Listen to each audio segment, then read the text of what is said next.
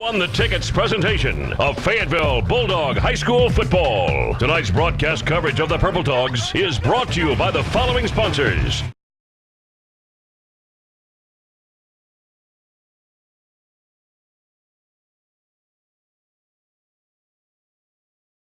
Crossover True Value, Young Life NWA, Ozark Electric, and Mascot Media. For more information about Fayetteville High School football, go to Fayetteville.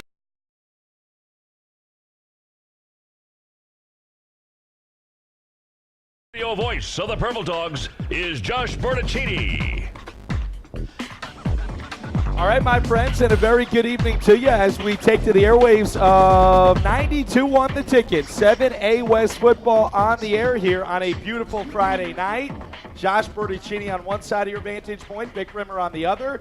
And welcome aboard our Fayetteville Auto Park pregame show as we get you set for another fine evening of Bulldog football. A little bit warm tonight. We're in the upper 70s as we make our way to the middle stretch of October. And even though it feels a touch warm, Vic, we're starting to get late in the season. Week 7 tonight. Fayetteville 2-4, Heritage 1-5. Both teams off of wins last week. Yeah, and a lot of confidence for both of them. Heritage going in overtime when they've lost some really tight games early. That's a big win last week at home against Rogers. Really looked good in the second half of that game as they open it up. Darius Bowers playing so well, had a career-high 431 passing yards. Chris Malinga, another 16 catches. But it really felt like the defense started to step up a little bit. You'll need that tonight against Heritage. This is an improved War Eagles team, though the record might not say that. They got their first win of the season, as we said last week, at Van Buren, scoring late, going for 2. That was a dramatic win for a second-year head coach, Tony Travis. Their run game is going to be one of the most overpowering that we've seen as far as just they stay with the run game the whole game. It's going to be a deal where the Fayetteville Bulldogs defensive linebackers have got to make tackles tonight and make Kitterman throw the football down the field. We got some stat work we're going to get in tonight as well, and of course we're going to get you a feel for the starting lineups before we get this thing going. Wanted to take a quick look, if we can, here out the gates in the first part of our pregame show at the 7A West Top 10, and we put this together for you each week with a little bit of input from Hootens.com. This week, mostly on the same page. We got Bryan at number 1. They beat Fayetteville on the road early, played some great football. Look at number 2, Vic, North Little Rock, with most of the starting lineup back from last year. Before you get into a host of 7A West teams, some people believe it's time for the Central to get a crown this year. The West has won 12 consecutive. Of course, the 7A West has a lot to say about that. Yeah, that North Little Rock bunch has always been athletic. It's just been them being able to put things together. Of course, we know how good Harbor and Bentonville are.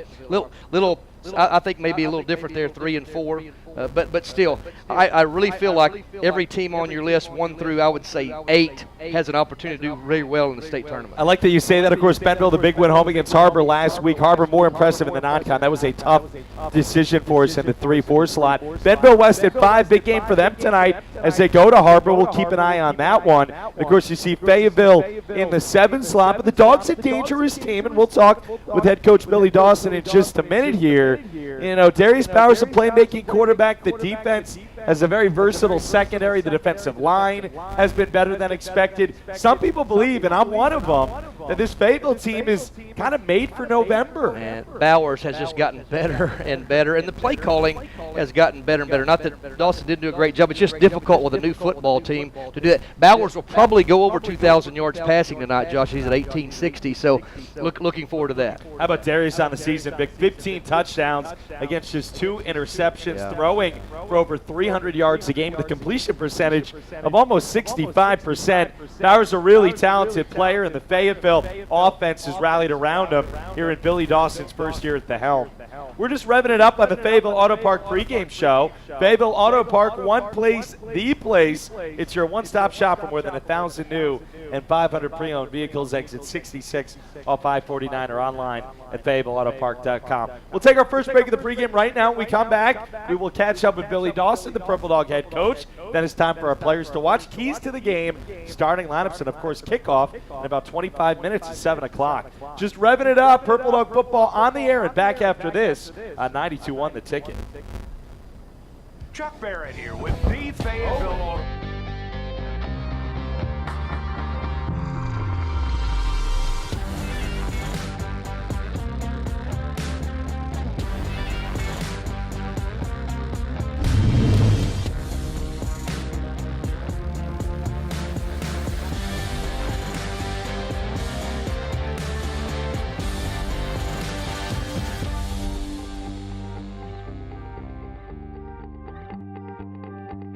The Odom Law Firm is proud to continue its support of Fayetteville High School because this community is important to us. Our ties to Fayetteville run deep. For 45 years, we provided high-end legal services to the people of Fayetteville. But more than that, like many of you, our children have graduated from Fayetteville High School, are enrolled there now, or will be soon enough. Just another reason why Fayetteville's law firm will always be the Odom Law Firm. Come visit us at our new Uptown location for all your legal needs, and go Purple Dogs.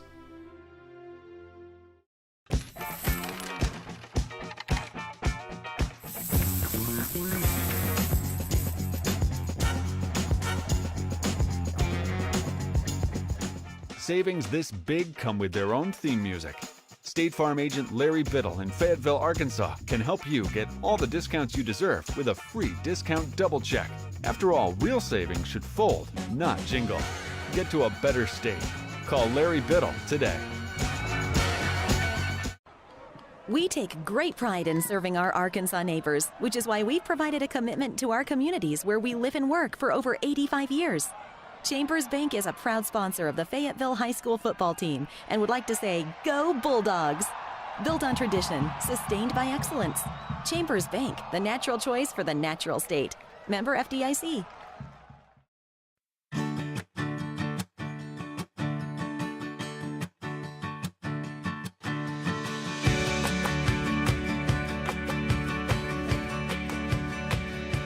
State Farm agent Larry Biddle is here to help you protect all the moving parts of your life with auto, home, life, and financial services. Larry Biddle and his team make it simple to bring together what matters to you.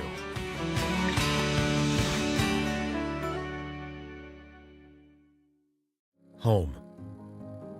It's more than a place. It's a state of mind. It's a feeling of comfort, security, family. It's a word that can take you back to your childhood bedroom, your backyard playground. If you are fortunate enough to own a new home for less than you can rent, in a great neighborhood, with warranty for your peace of mind, you are coming home to Roush Coleman.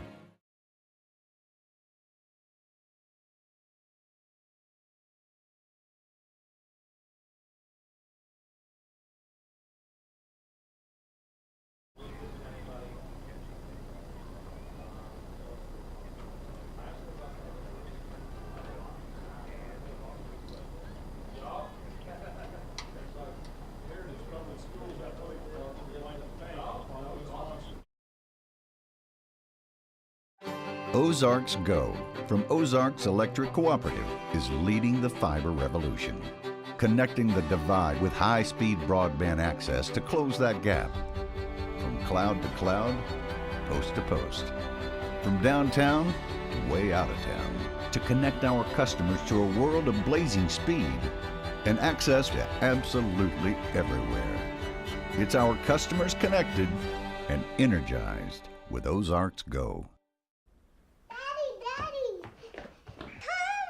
Okay, all right. Okay, all right.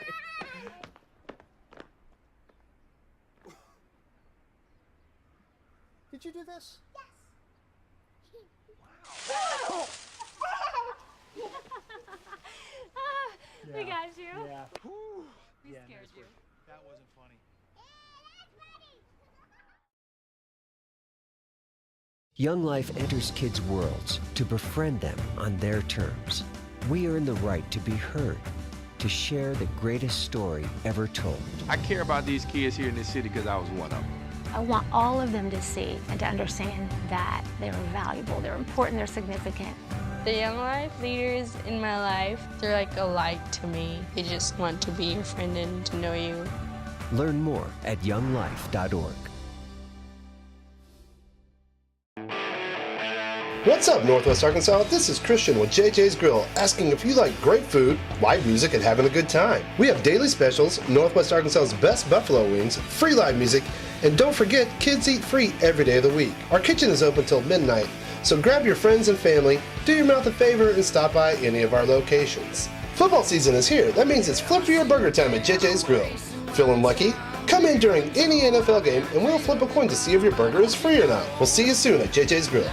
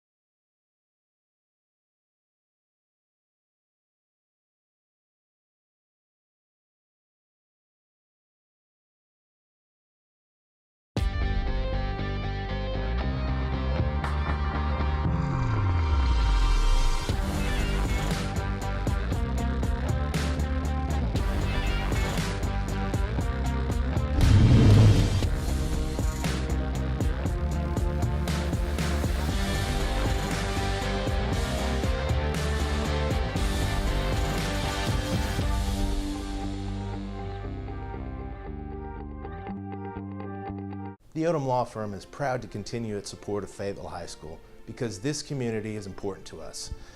Our ties to Fayetteville run deep. For 45 years, we provided high-end legal services to the people of Fayetteville. But more than that, like many of you, our children have graduated from Fayetteville High School, are enrolled there now, or will be soon enough. Just another reason why Fayetteville's law firm will always be the Odom Law Firm. Come visit us at our new Uptown location for all your legal needs, and go Purple Dogs. You can download the app at the App Store and on Google Play and get yourself video content in addition to the audio all season long. Fayetteville Auto Park pregame continues now. Why don't we work it towards our next element, which is our players to watch tonight. So we'll go there, and then we'll do starting lineup and keys to the game, all right? Let's do it. Let's go. Players to watch. I like it. 3 of them each and every week. Tough to pick 3 from both teams. We'll start with Dylan Qualls, the tailback for Heritage. Number 15, he is leading. Yup. The 7A West in rushing this year by a lot, by 150 yards over number 2. 758 for Qualls, averaging 7.8 per carry and 4 touchdowns. We are going to see a ton of Dylan Qualls tonight. Well, and what's most valuable about him for Heritage, he is the leading rusher in the league. Of course, that's important, but the most important thing for them as a football team is they need to run the football and run the football well so they can keep Fayetteville's offense off the field, Josh. I don't think Heritage's defense is good enough to stop Fayetteville's offense. Therefore, they're going to have to shorten the game, get third down and short, and stay on the field with Qualls running the football. Qualls a really good player. Fayetteville's going to have to go all in defensively to shut him down. Darius Bowers, number 2. Feels like Darius shows up most weeks because he does. We had him back on last week after leaving him off for a couple of weeks just so we could spread the wealth. But coming off a career-high 431 yards passing, 28 of 40, 5 more touchdowns in the air, 1 rushing. I mean, he's made a couple mistakes late in games, but you can't put the whole team on him all the time. And you know what, Vic, honestly, they've mostly done that this year. Yeah. With 15 TDs, he's mostly answered the bell. Yeah, and he's had some great support through Malinga and Cody Gray. Now, he, like I said earlier in the show, I really feel like that Bowers will go over 2,000 yards tonight. He's only 140 away from doing that, so we feel like he'll do that. But Malinga and Cody Gray being so good, Chris Malinga, at just running routes, catching the football, and then making big plays. And Bowers has gotten a lot of trust in those guys. He's gained a lot of trust in several guys, like Flanagan has come on the field and been able to make some quick throws. So Bowers has grown up every single game, even in the losses, Josh. I feel like Darius Bowers has gotten to be a better and better football player. Vic, you reminded me last week we're going to stand no matter what during the anthem. I like that. Lev as well, guys. We're doing it. It's an important time to be doing this, I think, in this country with all the stuff going on behind the scenes. Nice rendition of the national anthem as we speak. We're going to keep rolling here because we have a lot to get to, but want to make sure that you know that we are acknowledging our country here. Okay, so here we go, Vic. We'll keep it going here with players to watch and just wrap that up. Number 3, how about this one? Coleman Johnson. We said we almost put him on last week. Another 6 tackles, had another sack. He's a defensive end who is at this point in time only a junior, 6'1", 240. He's starting to become a college-type athlete himself. Yeah, a buzzword around football nowadays is motor. He has a really good motor, Josh, and what that's meant by is he plays every down, max pace, and that creates, in high school football especially, a guy like him who is a big physical kid who plays really hard. That's a huge deal, and just being able to be consistent on a high school football field. He's really shown that and been a dominant player for this Fayetteville Bulldog defense. That's exactly the word I was going to use. Nice buzzword, Vic. You said with Coleman, consistency. And what I would say is really the whole Fayetteville defense, a bend but don't break mentality. Yeah. They seem to be absorbing some injuries, Vic, and actually are getting a little healthier on the back line of the defense. Fayetteville's defense has probably overperformed so far this year. We come into the season, and you and I loved our defensive backfield, and they have been proven to be really good. But that front 4 has gotten so good. I've been so impressed game by game how they are now in the mix every single time they go on the field. And it was so much on the secondary to hold down the fort early in the football season. Now that front 4 is making plays and they're having to be blocked more often, which makes everything easier on the back end. Time for our starting lineups now. Tony Travis, second year at the helm for the War Eagles. 1-5 there, 1-2 in 7A West play. That exciting win for them over Van Buren last week. Fayetteville will close at Van Buren in Week 10 of the regular season. Quarterback is Trey Kitterman, number 16, a senior, 6'1", 225. more of a running quarterback than a thrower. 855 passing yards on the season for Kitterman against 239 rushing. He has 6 rushing touchdowns, only through the air 5. So actually more on the ground than the air. Has also thrown 4 interceptions on the season. So Fayetteville going to try to get him into some difficult situations throwing the ball. Dylan Qualls, the tailback. We're loving on him. 7.8 yards per carry. He is leading the 7A West by a lot in terms of rushing yardage and yards per carry. A senior, 6'1", 190, who also plays linebacker. Frank Drain, the fullback, is senior as well. Jay De La Rosa, the go-to receiver for the War Eagles, number 3, 5'8", 140, but speedy. Had a big 70-yard touchdown catch against Fayetteville last year at Bulldogs Stadium, averaging 17 yards per catch this season. Zach Gall, the other starter at wide receiver, number 8, 5'10", 150. It's a multiple offense. They use a tight end. Louis Morales, number 66, a senior, and the offensive line left to right. Matt Allred, Keaton Stewart, Christian Combs, Jake Lanham, and Carter Hiller. I mean, they're pretty big weight-wise, Vic. They average 255, but height-wise, they average 5'9.5". Yeah, and I really feel like the battle up front, if the Fayetteville front 4 and linebackers can make Qualls. Now, don't forget Kitterman. Kitterman's 6'1", 225. You just mentioned a moment ago that he's rushed for way more touchdowns than he has thrown for. Guys, keep an eye on first down, second down, and then when third down comes up, is it 3rd and 1, 3rd and 2, a manageable something that the Heritage War Eagles can get by with. If it's 3rd and long, I like our chances. I think our defensive backfield is really good.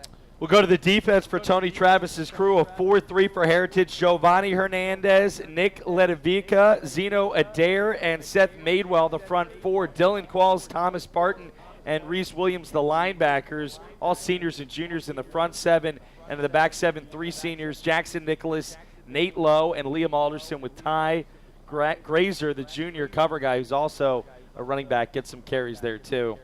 To the Fayetteville Bulldogs starting lineup, your Purple Dogs, 2-4 on the season, 1-2 in the 7A West, fresh off a 52-14 win against Rogers last week. Billy Dawson, first year at the helm for the Purple Dogs after winning a state championship with Russellville last year in the 6A ranks, beat Greenwood in the title game. They actually played tonight in Russellville.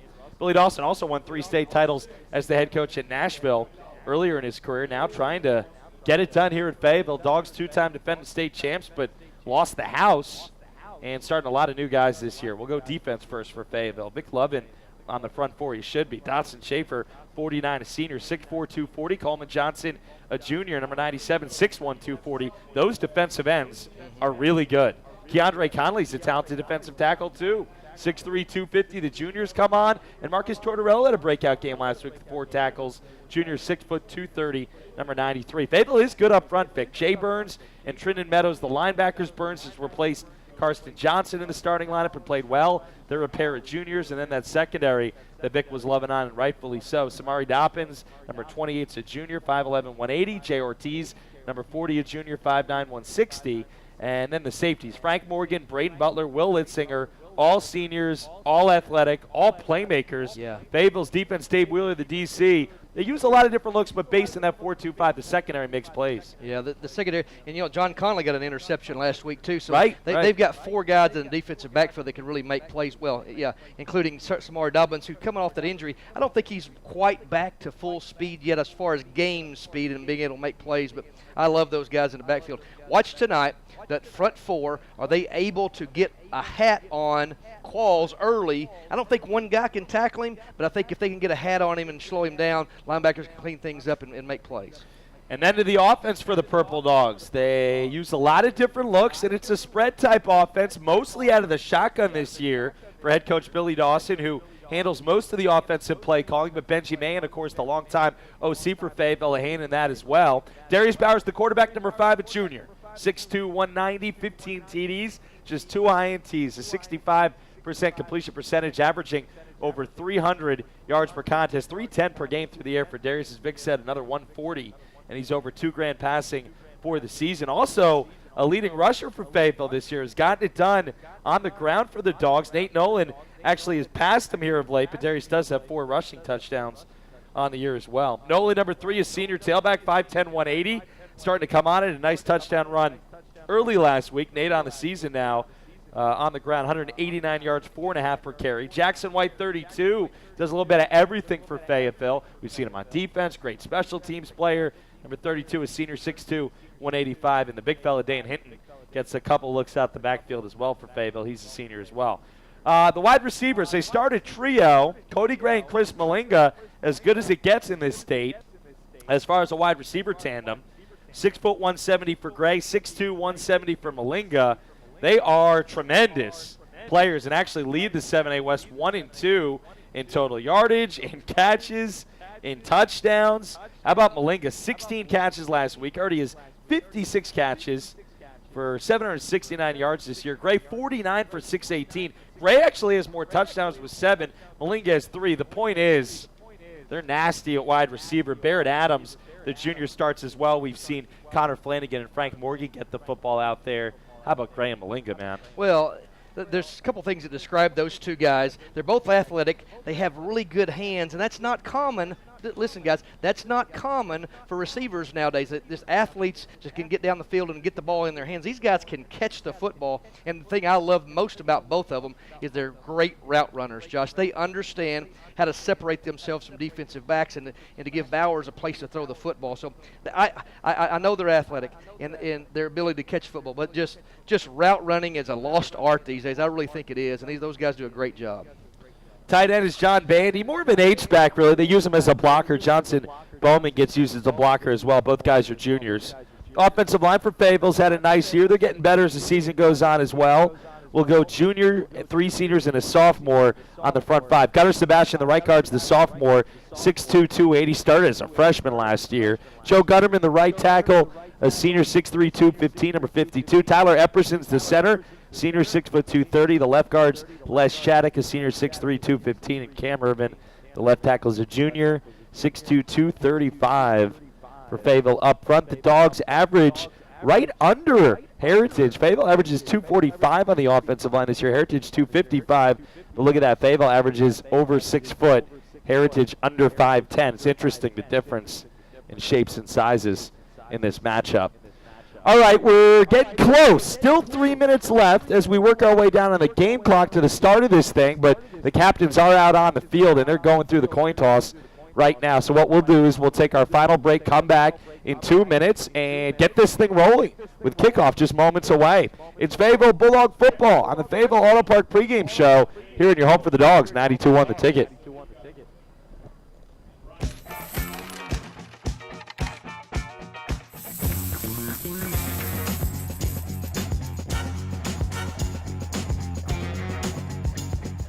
Savings this big come with their own theme music.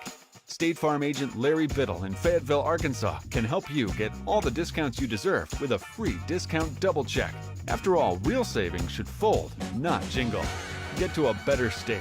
Call Larry Biddle today. We take great pride in serving our Arkansas neighbors, which is why we've provided a commitment to our communities where we live and work for over 85 years.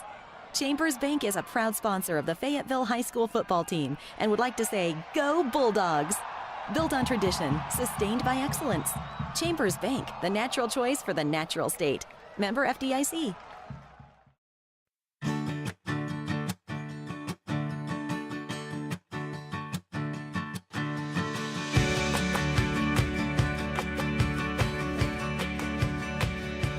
State Farm agent Larry Biddle is here to help you protect all the moving parts of your life with auto, home, life, and financial services. Larry Biddle and his team make it simple to bring together what matters to you.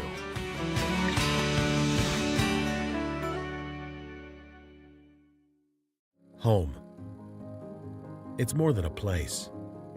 It's a state of mind. It's a feeling of comfort, security, family.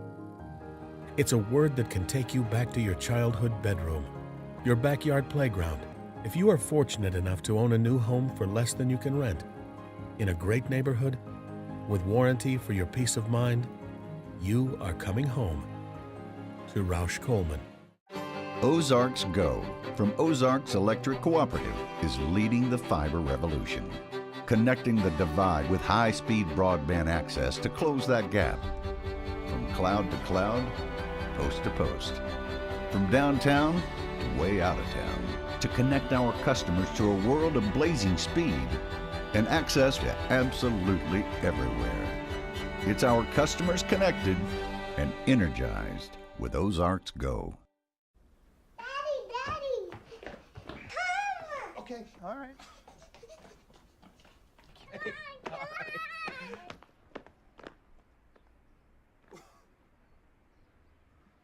Did you do this?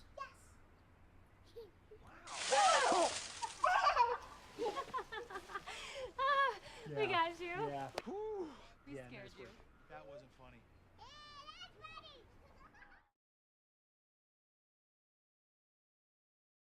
I've been told that's a great time. I want to get out to that one night. So fun. It's just a good night to celebrate Fayetteville athletics. We had the Woodland and Ramey, all their fall sports. There's a huge crowd Wednesday night.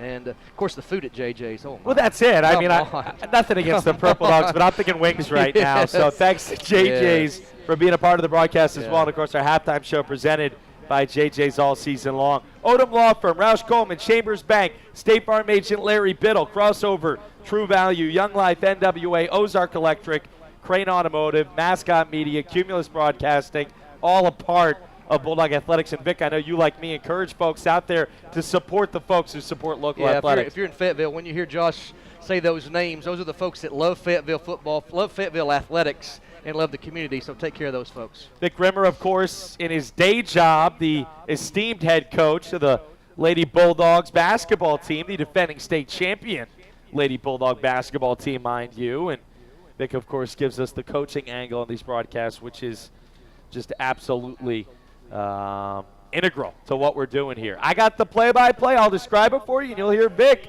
all night long painting the rest of the picture. Dogs will kick off to start this thing. Heritage will return left to right in the bright orange tops and navy bottoms. They look like Syracuse out there as Richardson drives it through the left end zone. That is almost a dead ringer for the old school Cuse road uniforms in the 80s. Fayetteville in the white tops, dark purple pants and helmet tonight. It's kind of a funky look. Every time I think I've seen the last uniform alteration, they pull out a new one on us. So you're referencing the Qs. Have you ever seen Syracuse football or basketball? Do you know anything about that? Maybe a little something. Maybe a little something. Fayetteville in the that's a funky look. A little black purple, pants. little black pants.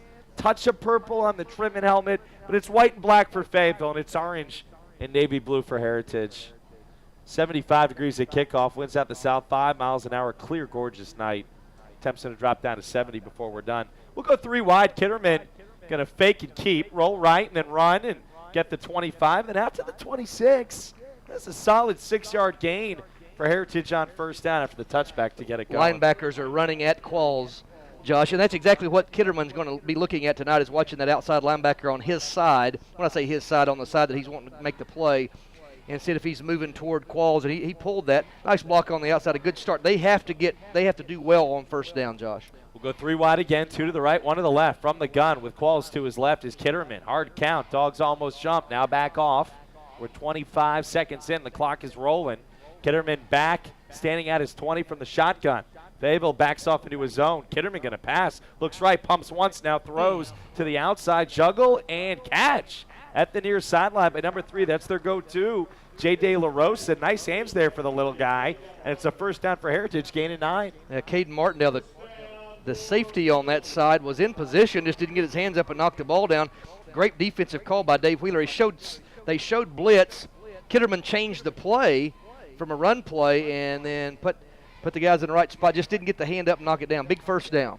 They call him the little guy. He is big of heart. We hear a lot about De La Rosa's ability to fight for extra yards, and we saw that there with a nice little shove at the end. The handoff to Qualls up the gut. He will fall forward. I thought it was for 3, but he's still moving the legs, and I'm going to give him 4. That was a nice-looking power run out of Dylan Qualls on the trap up the middle, and it's 2nd and 5. Heritage getting some yards on first down. Yeah, and they're going to have to do well right there. And what I mean by that's Qualls running the football or Kitterman running the football on first down. Look to them to try to change things up and maybe throw a pass on first down every once in a while. But 2nd and 6 is where they want to be. They want to be 3rd and short every single time.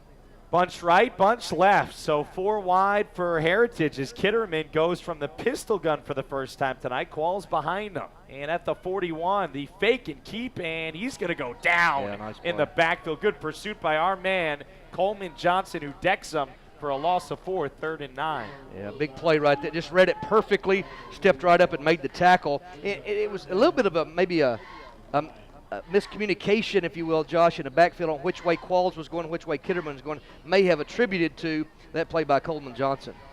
So now it is 3rd and 9 at the 37-yard line. Heritage left to right near hash mark here in the first quarter. 9:45 to play in a scoreless first. Trips right, one to the left, throwing down. Kitterman from the gun, fakes, looks right, sets up the screen, but it's knocked to the turf. Good hand on the left side of the line. Your guy. And that was Johnson again, and it was intended for De La Rosa, but Johnson broke it up. Yeah, that's not where Heritage needs to be in 3rd down, and that 3rd and long.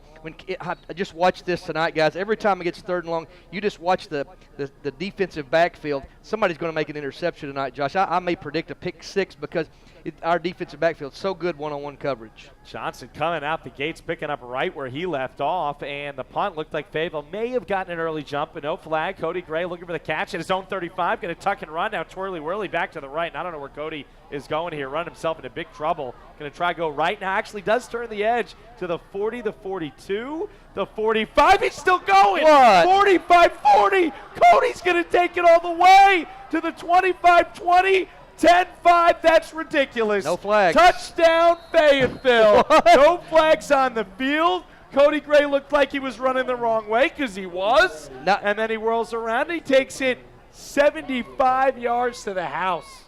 Not as dynamic. Look on the guys. You got to get the app because this replay Lev is about to show us. Why is his name slipping my mind? Razorback against Tennessee, one of the greatest punt returns ever. Joe Adams. Now, not that dynamic, but very similar. Touch of that. Very similar. Yeah. Oh, my goodness. Hey, at the 40, he's like, yep, I got this. I'm like, where's Cody going? And all of a sudden, he takes it to the house. Now, Vic was all over that. You had to make sure that there were no flags down, but there were not. Fayetteville kept it clean. And so the Dogs off and running. What'd you give him on that return? 75 yards. 75. Caught it at the 25. Probably ran 95 yards to go 75. But look at that. I'm like, what's the kid doing? He's like, I got this. I got this. He literally, when he crossed Heritage's 40, he realized he had a touchdown, and he did. He stuck the ball out like, he kind of lowered the gear shift a little, too. Like, I'm in now. How about that? So all right, FHS up 7-0 with 9:14 left in the first. Cody Gray, 75-yard punt return for touchdown. You know what? He needed another touchdown because Malinga was getting a little bit too far ahead of him. Right. I don't know. I haven't talked to those guys, but I hope there's a really good competition going on. Sure, fun going between those two guys because they're both good enough for you. You saw some dynamic moves right there by Cody Gray. He has grown up in that role too. I was just gonna say he struggled early this year. Early in the year he was worrisome to me back there. Yeah. And that showed how much more mature he's gotten in that position. All right, so Fayetteville didn't even need the offense to get on the board. Now the defense right back out there, and after they started strong, you have to figure that they are just pumped up and ready to get right back out there. Yeah, they've only seen. Well, I'm sorry, that wasn't a 3 and out. That was a 4, 5. They ran 5 plays, 6 plays. They ran. I got them for 5 plays. 5 plays. Yep. They did get a first down. I forgot. Yep. All right, here's Heritage back to it, trying to answer an early uppercut to the chin. Will go 4 wide. Kitterman from the gun with Qualls to his left. Dogs lined up in that 4-2-5 base. Kitterman will keep after a fake to Qualls and run for the 25. That was a nice take on first down. Give him 5 yards, and as Vic said early on tonight, Heritage has to keep down and distance in its favor. They do, and it's so important. That's a really good play calling. It's well blocked too by Heritage. That's good play. Yeah, we guys defensively we're 4-2-5, and we do have an extra guy in the box right now, Josh. We usually have 6 guys in the box. We got 7 tonight, and with one safety. 8:40 to go in the first, clock rolling, 7-0 Dogs. Kitterman from the gun will fake to Qualls and keep again, same play, and he has a first down, 7 yards, a little twist at the end, give the tackle drop it back to, that was Meadows who took him down. Yeah, that's a first down Heritage. Matthew Muller playing linebacker right now for Fayetteville. Give me Muller's number. 24. He's the guy. I had to look it up myself. Yep. He's the guy right there. Got him at middle linebacker, and he's able to read that play. Trenton Meadows, the other linebacker, with him. And what I'm watching is Will Litzinger at safety right here, how he's coming up to help. You have to be very careful, like in Litzinger's position right now, Josh. You got to be very careful that you come up too early. They throw over the top. Jay Beasley, the other safety on the other side. They got Dobbins and Frank Morgan locked up one-on-one on the outside. Under 8 minutes in the first. Kitterman rolling right and running out of time, and down he goes.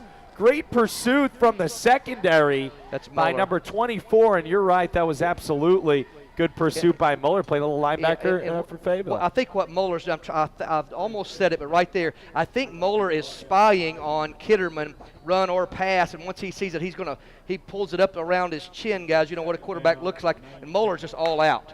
So he will be the key, I think, tonight to leading us to the football defensively. What year you got for Muller on your scorecard there? Junior. Nice player, right? Yeah, he really is. Starting to get more run, like you said, as the season goes on. All right, so it is 2nd and a mile for the War Eagles. Back at their own 24, and here's Kitterman with a 5-step drop throw right up top, looking for De La Rosa, who makes a sensational catch on the near sideline, but they're going to say he was out of bounds when he came down with it right in front of Dobbins and Jay Beasley. And so now it's 3rd and long, but that was a nice deep throw, and De La Rosa at least flashing the hands again. Still 3rd and a mile as the Fayetteville defense has really dictated on the first couple War Eagle drives. Yeah, be interesting play call right here if they got anything in the bag, because they know they don't want Fayetteville's offense. Maybe a reverse, or are they going to be conservative, Josh, and just punt it and keep it away from. I mean, it's an option, Vic. It's an option. They're trying to run some clock, though. You'd think maybe they keep it on the ground. They don't. Play action. This is a dangerous play. That was almost your pick six right there, as the Fayetteville line just collapses on Trey Kitterman. And he threw it right to the chest of Tortorello, and it bounced away. Great pursuit by everybody on the Fayetteville D. Incomplete, 4th down, and they're going to punt. Yeah. Those, defensive linemen, Josh, we know when they sense that they've been let go, that was a screen play. And Jalen Oliver right there, too. When they sensed the fact that they were free, they stopped. And, man, good pursuit by Jason Ortiz getting in the backfield also. All right, punt time again for the War Eagles. And they get it up, and it is going to be a bouncer on the far sideline at the 45, and no return. And Fayetteville will get the football. Let's take our mid-first quarter break right now. We'll come back in 60 seconds. And you're home for the Dogs, 92 on the ticket. Bulldog fans, stay connected with your... Young Life enters kids' worlds to befriend them on their terms. We earn the right to be heard, to share the greatest story ever told. I care about these kids here in this city because I was one of them. I want all of them to see and to understand that they're valuable, they're important, they're significant. The Young Life leaders in my life, they're like a light to me. They just want to be your friend and to know you. Learn more at younglife.org. What's up, Northwest Arkansas? This is Christian with JJ's Grill, asking if you like great food, live music, and having a good time. We have daily specials, Northwest Arkansas's best buffalo wings, free live music, and don't forget, kids eat free every day of the week. Our kitchen is open till midnight, so grab your friends and family, do your mouth a favor, and stop by any of our locations. Football season is here. That means it's flip for your burger time at JJ's Grill. Feeling lucky? Come in during any NFL game, and we'll flip a coin to see if your burger is free or not. We'll see you soon at JJ's Grill. Play from the line of scrimmage to Connor Flanagan, a slant over the middle, and he runs right to left and goes 19 yards for a first down. So after the good field position, the Dogs right in business. And then moments ago, Bowers right back to Flanagan, this time for 1 yard. So Flanagan, the first 2 catches of the night for Fayetteville, and now they're right back to it. Darius play action, looking end zone up top for Malinga. Touchdown Fayetteville, that's too easy. A 27-yard go route, and he catches right over the cover man, Nate Lowe. And exactly 6 minutes left in the first, and now it's 13-0 Fayetteville. You mentioned height advantage throughout the roster, and it was very evident right there as Bowers just kind of, it was a good throw, don't get me wrong, but the defensive back for Heritage not tall enough, and Malinga outran him also. it's going to be next to impossible as we spread guys out, and Bowers is able to take advantage of that by giving Malinga a nice toss. Malinga, Josh, has just gotten faster to me. He just looks faster, stronger as the season's gone on. You know, the whole his brother's an Olympic sprinter Of thing. course. It kind of makes you believe in genetics a little bit, just a little bit. So 14-0 Fayetteville, not even giving us a chance to collect ourselves, and the Dogs take 3 plays to go 46 yards, and Bowers to Malinga finishes it. Extra point good from Huxley Richardson, who's had a great year kicking the football. And, well, the Dogs well on their way already tonight. Well, it didn't take long to get going. Yeah, and that just told us what we knew. It's going to be very difficult for Heritage to stop this Fayetteville Bulldog offense. Therefore, the War Eagles are going to have to run the football more effectively and keep the defense off, keep the Fayetteville offense off the field. And, you know, Qualls is a big, strong kid, and so is Kitterman. And so what's got to happen? And they've got to commit to that and stay with that and not get behind the chains. If they get behind the chains and have to throw the football, they may still have, like on 2nd and 12, 3rd and 12, they still may have to run the football, Josh, just to try to shorten this football game. You're right about that. Yeah. Well, that's where we are at, and it's all Fayetteville early as Huxley Richardson is now 3 for 3 on touchbacks tonight. Look at number 38, excited, should be the sophomore. Really a good kicker. We've seen him make a 48-yarder this year and 6 of 8 on field goal attempts on the season. He's going to be really, really valuable as they move into the playoffs because 3 points huge. Going to be, well, any of those first few games, you know, he had a big one. You're right, that one he kicked was a big one. If you get it in the middle of the field, he's good from 45 easy. Yeah. I mean, he really is. Imagine when he's a senior, gets that leg stronger. Wow. Looks like a potential college kicker. 6 minutes to go here in the first quarter. We will see Qualls get his second carry, and he just runs it into a host of tackles. It's going to be a loss at 3. I think it was Schaefer first to the football, but Fayetteville's overwhelming Heritage up front. Josh, something I haven't seen all night long. That was zero coverage, and what zero coverage means is there's no safeties. It is Morgan and gosh, I'm just locked up on my defensive backs there. Morgan and Dobbins, Butler, went Litzing, crazy. yeah. Dobbins matched up man-to-man with no safeties in the back. We'll go shotgun, pistol gun for Heritage. 5:25 to go in the first. 14-0 Fayetteville. Heritage 2nd and 13 from its own 17. Far hash mark left to right. It's Kitterman rolling right, running out of time fast, and down he goes at his own 2-yard line. Give the sack to, looks like that was number 11. Thank you, Vic. Caden Martindale flying in from the safety position, and that is a 15-yard loss, 3rd and a mile. Yes, the Heritage, I know, is limited on their play calling right now. Tony Travis, the head football coach, is very limited on what they can do.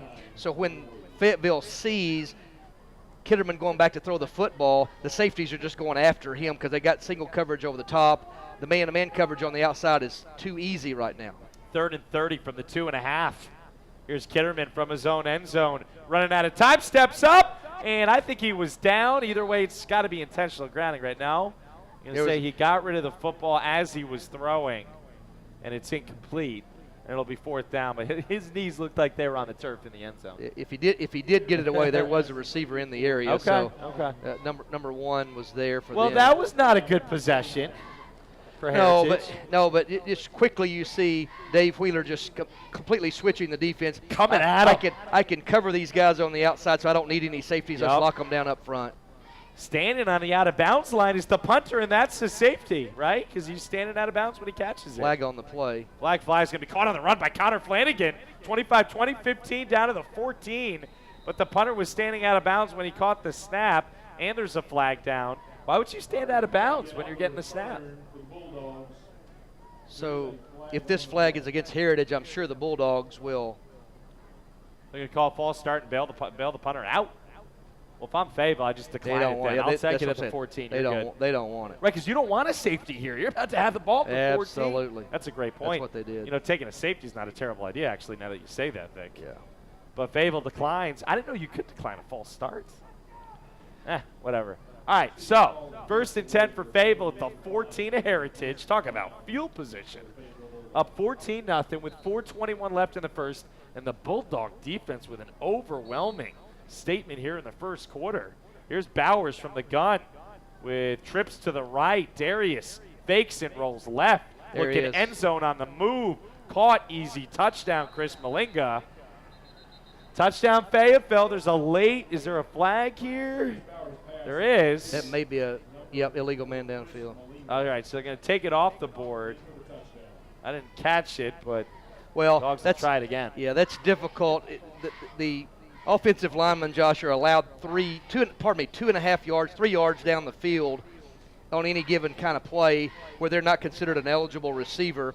And so here's a replay. Lev's got it up, and Lev just showed me on the Bulldog app. Yeah. It was a little weird. That was a little funky. I see what happened there was there's a pancake block that the offensive lineman wasn't probably used to and moved him on. So this makes it a little more fun, I suppose. Trips right again. Billy Dawson says same play, fellas. Looks like it. 1st and 15 from the 19. Here's Bowers. He is going to throw right. That's Malinga. Catch 15. Cut back at the 12. Host of tacklers there who will finally drag him down. Good pursuit by number 31. I want to give credit where it's due to Joseph Nunnally, the senior linebacker who took him down. And Chris actually ran backwards after the catch, so going to nullify a little bit of the positive yardage. Let's see where they want to give him forward progress to. It looks like they're going to say the 12-yard line. So gain of 7 from Bowers to Malinga. That's Chris's second catch, and it's going to be 2nd and 8. Here's Darius fake throw left. Cody Gray catch at the 10. Five blockers at the 5. He will waltz it in for an easy touchdown Fayetteville from 13 yards out. Bowers to Cody Gray. 5 hits 1, and Fayetteville has 20 on the board with 3:31 left in the first quarter. Well, a well-designed play, well-blocked play, but just too much athleticism right there by everyone on that left side, especially Cody Gray being able to maneuver to the end zone. Safety was too deep, I think, for Heritage. He was in the back of the end zone, and Richardson kicks it through. Extra point is cash money. 3:31 to go in the first. We'll take a quick 1-minute timeout. Studio engineer Brady Weinrich on the 1s and 2s tonight. Appreciate it. Back in 60 on 92.1 The Ticket.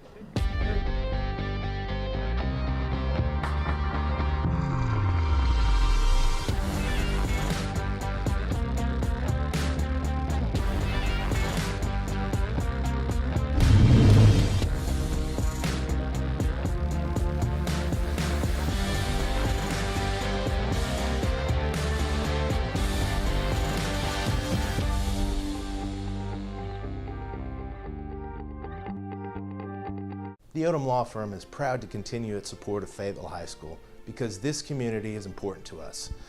Our ties to Fayetteville run deep. For 45 years, we provided high-end legal services to the people of Fayetteville. But more than that, like many of you, our children have graduated from Fayetteville High School, are enrolled there now, or will be soon enough.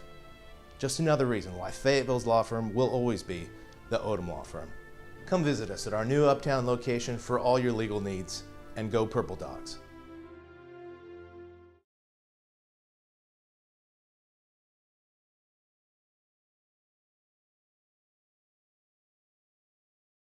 To my direct right in your color commentary. Lev Willie to my left on your Fayetteville Bulldog app, courtesy Mascot Media. Downloadable if you haven't already. What are you doing?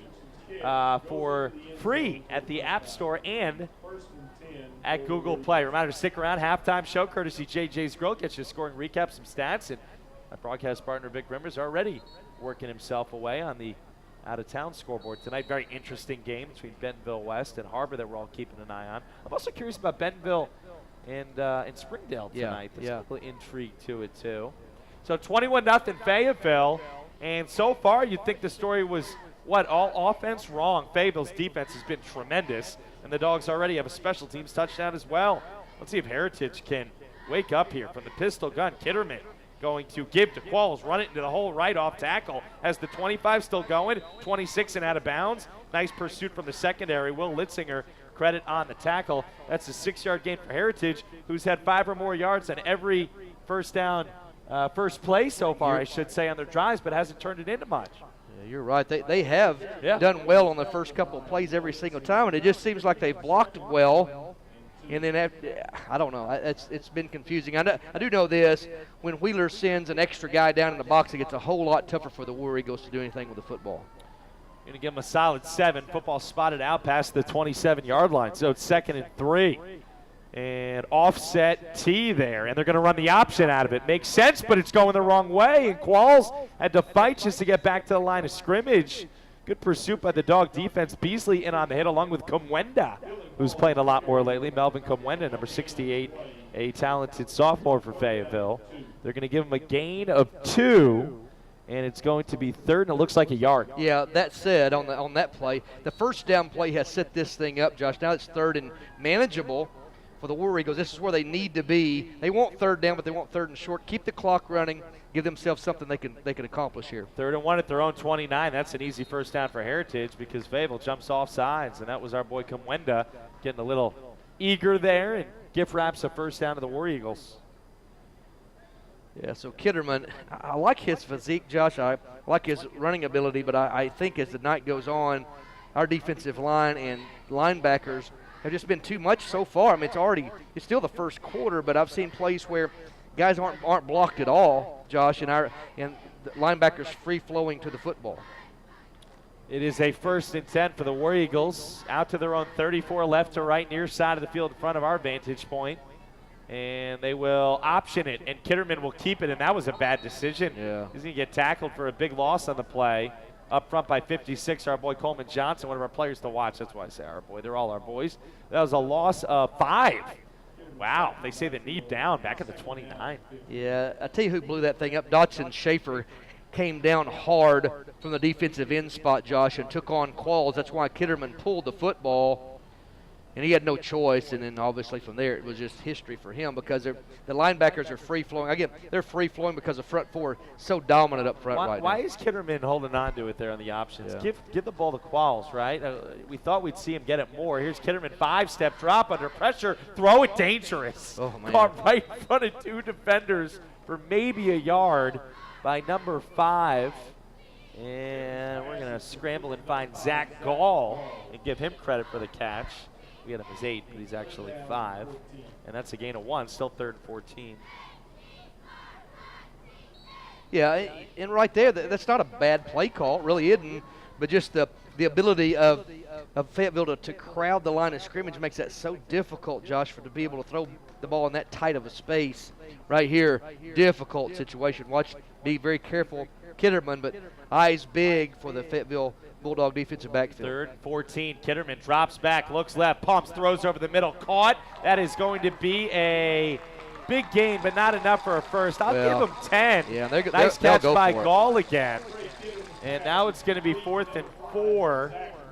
And Vic Rimmer says they are all in going for it. And they're going to move it up, 4th and 2. Yeah, 4th and 2. There's no doubt they have to go for this right here. This is manageable. This is something they can pick up. Their run game's so good. They got 2 really good guys back there, Kitterman, the quarterback, and Qualls. That option, they just got to make sure that that Kitterman reads it right. Josh, you alluded to that a moment ago. If he reads it correctly, they're going to pick up the yards right here because it's built. Their offense is built for 2 yards. 4th and a yard and a half with 40 seconds left in the first. 2 receivers right, 1 to the left. Kitterman doesn't like what he sees, looks over at his head coach, and Tony Travis says, let's talk it over. Heritage calls the timeout. We'll keep it here. Well, this is a pivotal play because if Heritage has any chance of just keeping this football game going, they have to keep the football in their possession. I can't say it. I've said it 900 times. I'm sorry for repeating myself, but it really is because there's going to be nothing downfield because Dobbins and our guy Frank Morgan are locked up man-to-man on the outside. That's just not going to happen. It's just not going to happen. And so they have to be able to make these plays in these situations. Although they're in their own territory, on their own 43-yard line, they're down 3 touchdowns. And right here, are they coming out and punting? Wow. That's crazy. I don't understand that one. I was in favor of and I'm not. I think you got to go for it. I agree with you. I'm trying to be as neutral as possible on this. Get some confidence going. Get some momentum. So they line up. They line up in punt formation. I would be surprised at a fake punt here or something. Maybe a hard count or something. I don't know. Yeah, maybe that. No. It's a low snap. It's bobbled, and the Dogs almost blocked it. They punted away, and it bounces at the 30 and takes a nice skip for Heritage to the 25-yard line. But that was peculiar. 32-yard punt. Now listen. For number 13, who is handling it tonight, and that's the backup quarterback, Zach Brown. Sorry, go ahead. Well, I don't mean to dominate this thought, but I know it's first quarter, and I know they're in their own territory, but it's 21-0, and they have a good run. They have a good run game. That was a good drive. That was a good drive. They had something going. You know, whatever. So let's go Dogs. Confused by that. It's not our problem, right? It's Nope. not our problem. So, Fayetteville gets it back. Defense has pitched a shutout here in the first, up 21-0, starting out from the 25. We get to watch a long drive finally. Dan Hinton, the big fella, gets the first carry, and look at him rumble over a couple of linebackers for, I'm going to give him 7 yards. You know what How about Dan? You know what I've seen him not do the last couple of games? Not dance around and just go forward. No, we learned from that a few weeks ago on that infamous 4th and 1. Dan hit the hole, did a good job right there. 2nd and 3. Out just shy of the 32. It's Bowers' turn. Give to Dan, and he got decked. That was a great read by number 47. And give credit where it is due. That is Giovanni Hernandez, the talented defensive end, who gets credit for number 47, actually not number 3 on your scorecard, Okay. who gets credit for the tackle. Loss, by the way, of a couple. Yeah, good read right there. Into the first quarter, Josh. And Yep. It's Good call. End of the first. Take a 1-minute break. Fayetteville 21, Heritage nothing. Back to War Eagle Stadium in 60 seconds on 92.1 The Ticket.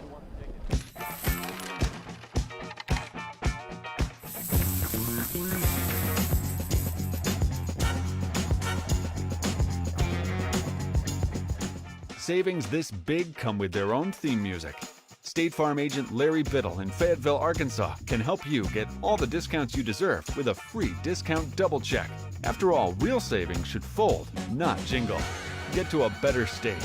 Call Larry Biddle today. We take great pride in serving our Arkansas neighbors, which is why we've provided a commitment to our communities where we live and work for over 85 years. Chambers Bank is a proud sponsor of the Fayetteville High School football team and would like to say, Go Bulldogs! Built on tradition, sustained by excellence. Chambers Bank, the natural choice for the natural state. Member FDIC.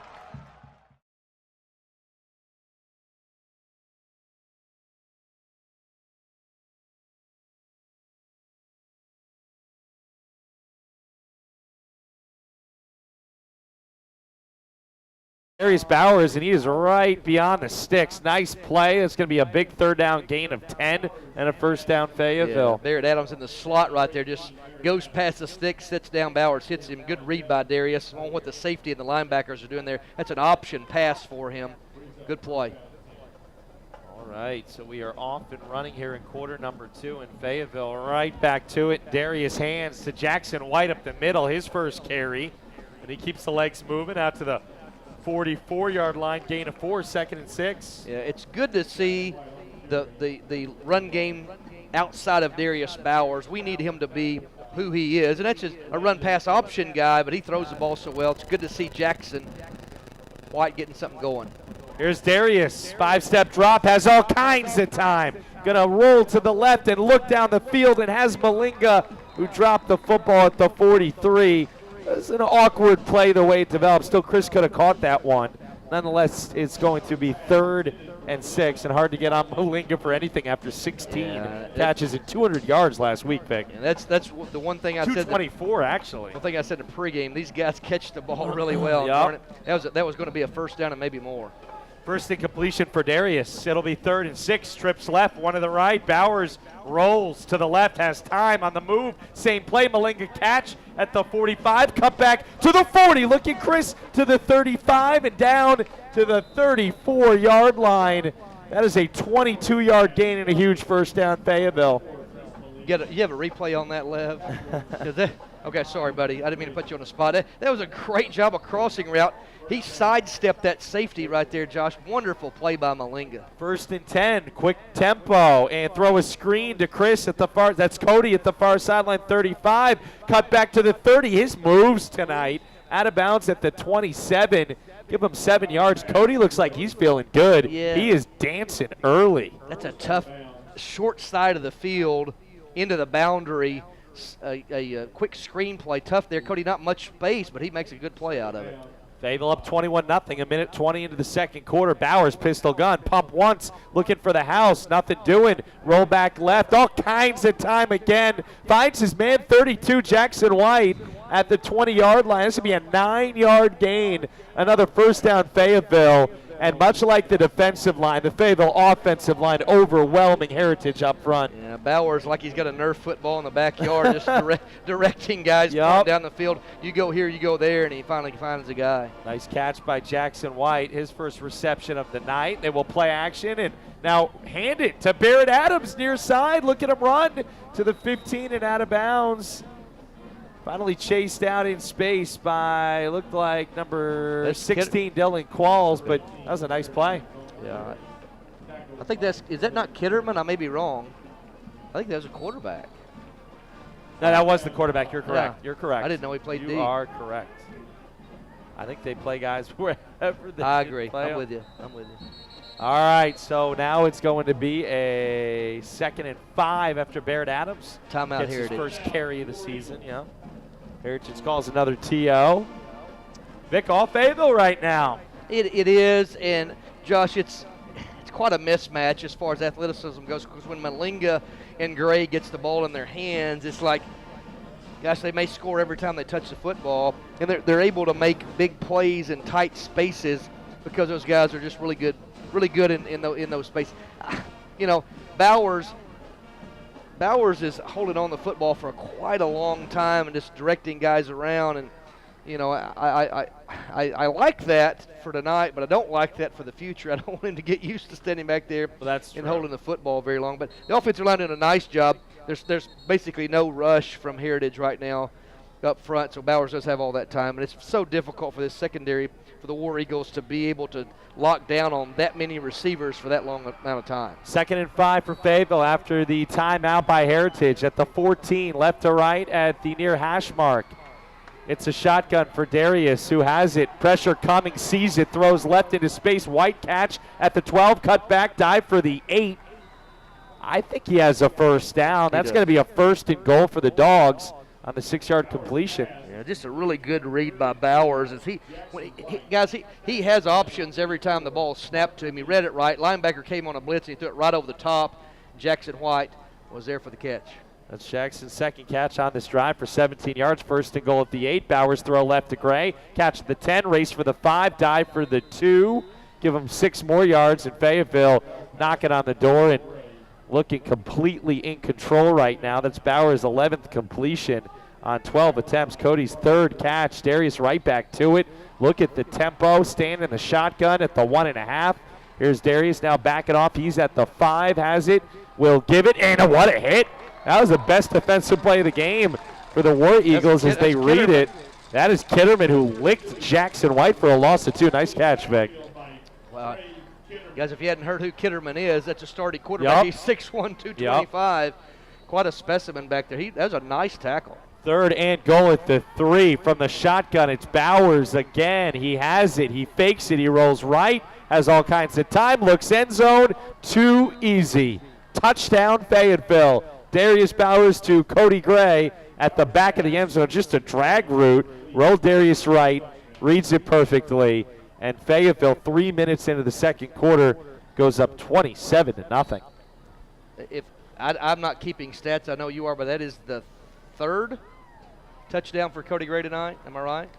Cody Gray has 1 punt return, and he has himself, let's check that. Yep, 2 catches, right? Yes, I got Malinga, I got Gray with 2, and I got a punt return. Too easy. Too easy. Well, good drive. It's a nice drive, a good play calling. Spread the ball around. Bowers just taking what the defense has given to him. And then, and then athleticism. Gray out in space. Malinga running away from guys. And so it's a good rhythm. And you're right. You mentioned the word pace a moment ago. And Bowers quickly getting his offensive line back up to the football. And getting him plenty of time to call what he wants to call on the Heritage defensive line. I tell you what, Kitterman's the best defensive player they have. He's lined up at outside linebacker guys, or maybe a safety. I don't know what they would actually call him. And he's he's been able to make plays from that position.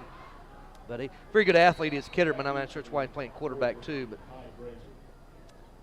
interesting to see how this thing continues to play out from a pace aspect, Josh, because, you know, I like that aspect of it because I know that Billy Dawson likes to play at a certain tempo. When I say tempo, it's not necessarily fast, but it's just a consistent tempo where his guys are up to the line. Bowers has time to assess what defense he sees, how the guys are lining up, and find Malinga, find Gray, find whoever it is, and then when the offensive line gives him that kind of time, it's so difficult. Sure is. So difficult. You're right, Vic. Cody, 75-yard TD punt return for score, a 7-yard TD catch, and now a 3-yard TD catch. Malinga, the other one, a 26-yarder. So Darius Bowers already 3 TD throws, 12 of 13 passing. Best starting field position for Heritage on out, kicked out of bounds on the kickoff. You're right about that. 131 passing yards for Bowers already, too. From the gun, here's Kitterman. He's going to roll to the right and tuck it and get a couple. And that is Trey Kitterman's 8th carry of the game already, Vic. Yeah, I think if my stats that I looked at were right, I think Bowers needed 140 or 160 to break the 2,000-yard mark. 142. Tonight. So okay, so we're getting really close. He's 11 yards shy. Yeah, so good catch. Yeah, and good catch. I really have confidence that Malinga and Cody Gray over the next couple weeks. Probably Malinga quicker to get to 1,000 yards. They're both getting there, though. Yeah, they're both going to hit that. Yep. So 8:20 left in the first quarter. Clock moving. Fayetteville already up 28-0. Trips left. Here is Kitterman from the gun. He's going to drop back, have some time, lofted into traffic, and went nowhere. Out of bounds near sideline. I'm not sure who that was intended for. 3rd down. Well, Dobbins, Ortiz, and Frank Morgan locked up man-to-man. And then Will Litzinger was it a single safety right there, Josh. There's no place to throw the football. I like the play call, though. He had time that time. Yeah, I like the play call because we're thinking run for sure, so that gives him some time. That's kind of out of character, out of the box for them is throw the football on that long of a down. 3rd and long, right here. That's the risk you have to take to try to get a first down. 3rd and 8 at the 37, middle of the field, right to left go the War Eagles. It's a fumbled snap, and Kitterman gets crushed. You never give him a chance if you're not going to snap the football into his hands. That's Kamwenda who gets credit for the sack, but Kitterman did all he could to save it from a turnover. It's going to be a big loss of 8 on the play, and punt time as Zach Brown comes out to kick it away. Well, again, I like the fact that they had a 2nd and about 7, and they try to throw on that down, and that's why Kitterman had more time because it was a different type play call out of character for them. Zach Brown skies it end over end. Connor Flanagan drops it, then catches it. He called for a fair catch, so when he corralled it, it was dead at the 25. 7:25 left first half. Fayetteville up 28-0. We will take a 60-second mid-second quarter break. Come right back after this on 92.1 The Ticket.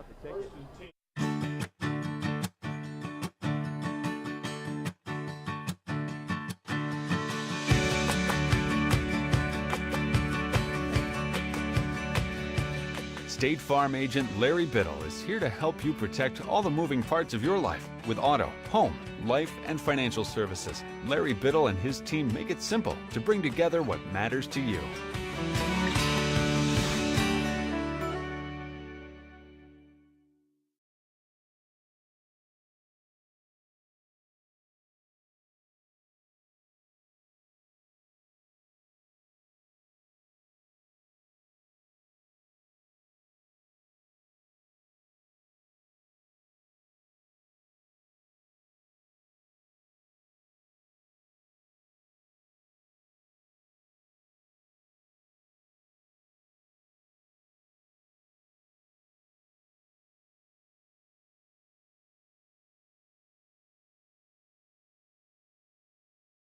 Green on first down for no gain to Nolan. They run it with him, and he gets 4. And it'll be 3rd down and about 5 for Fayetteville. What do you know, Vic? Well, I like our efficiency. I like the fact that the pace is the way we like it. I like the fact that Bowers is spreading the football around and he's giving every guy an opportunity to catch the football. Offensive line's giving him plenty of time.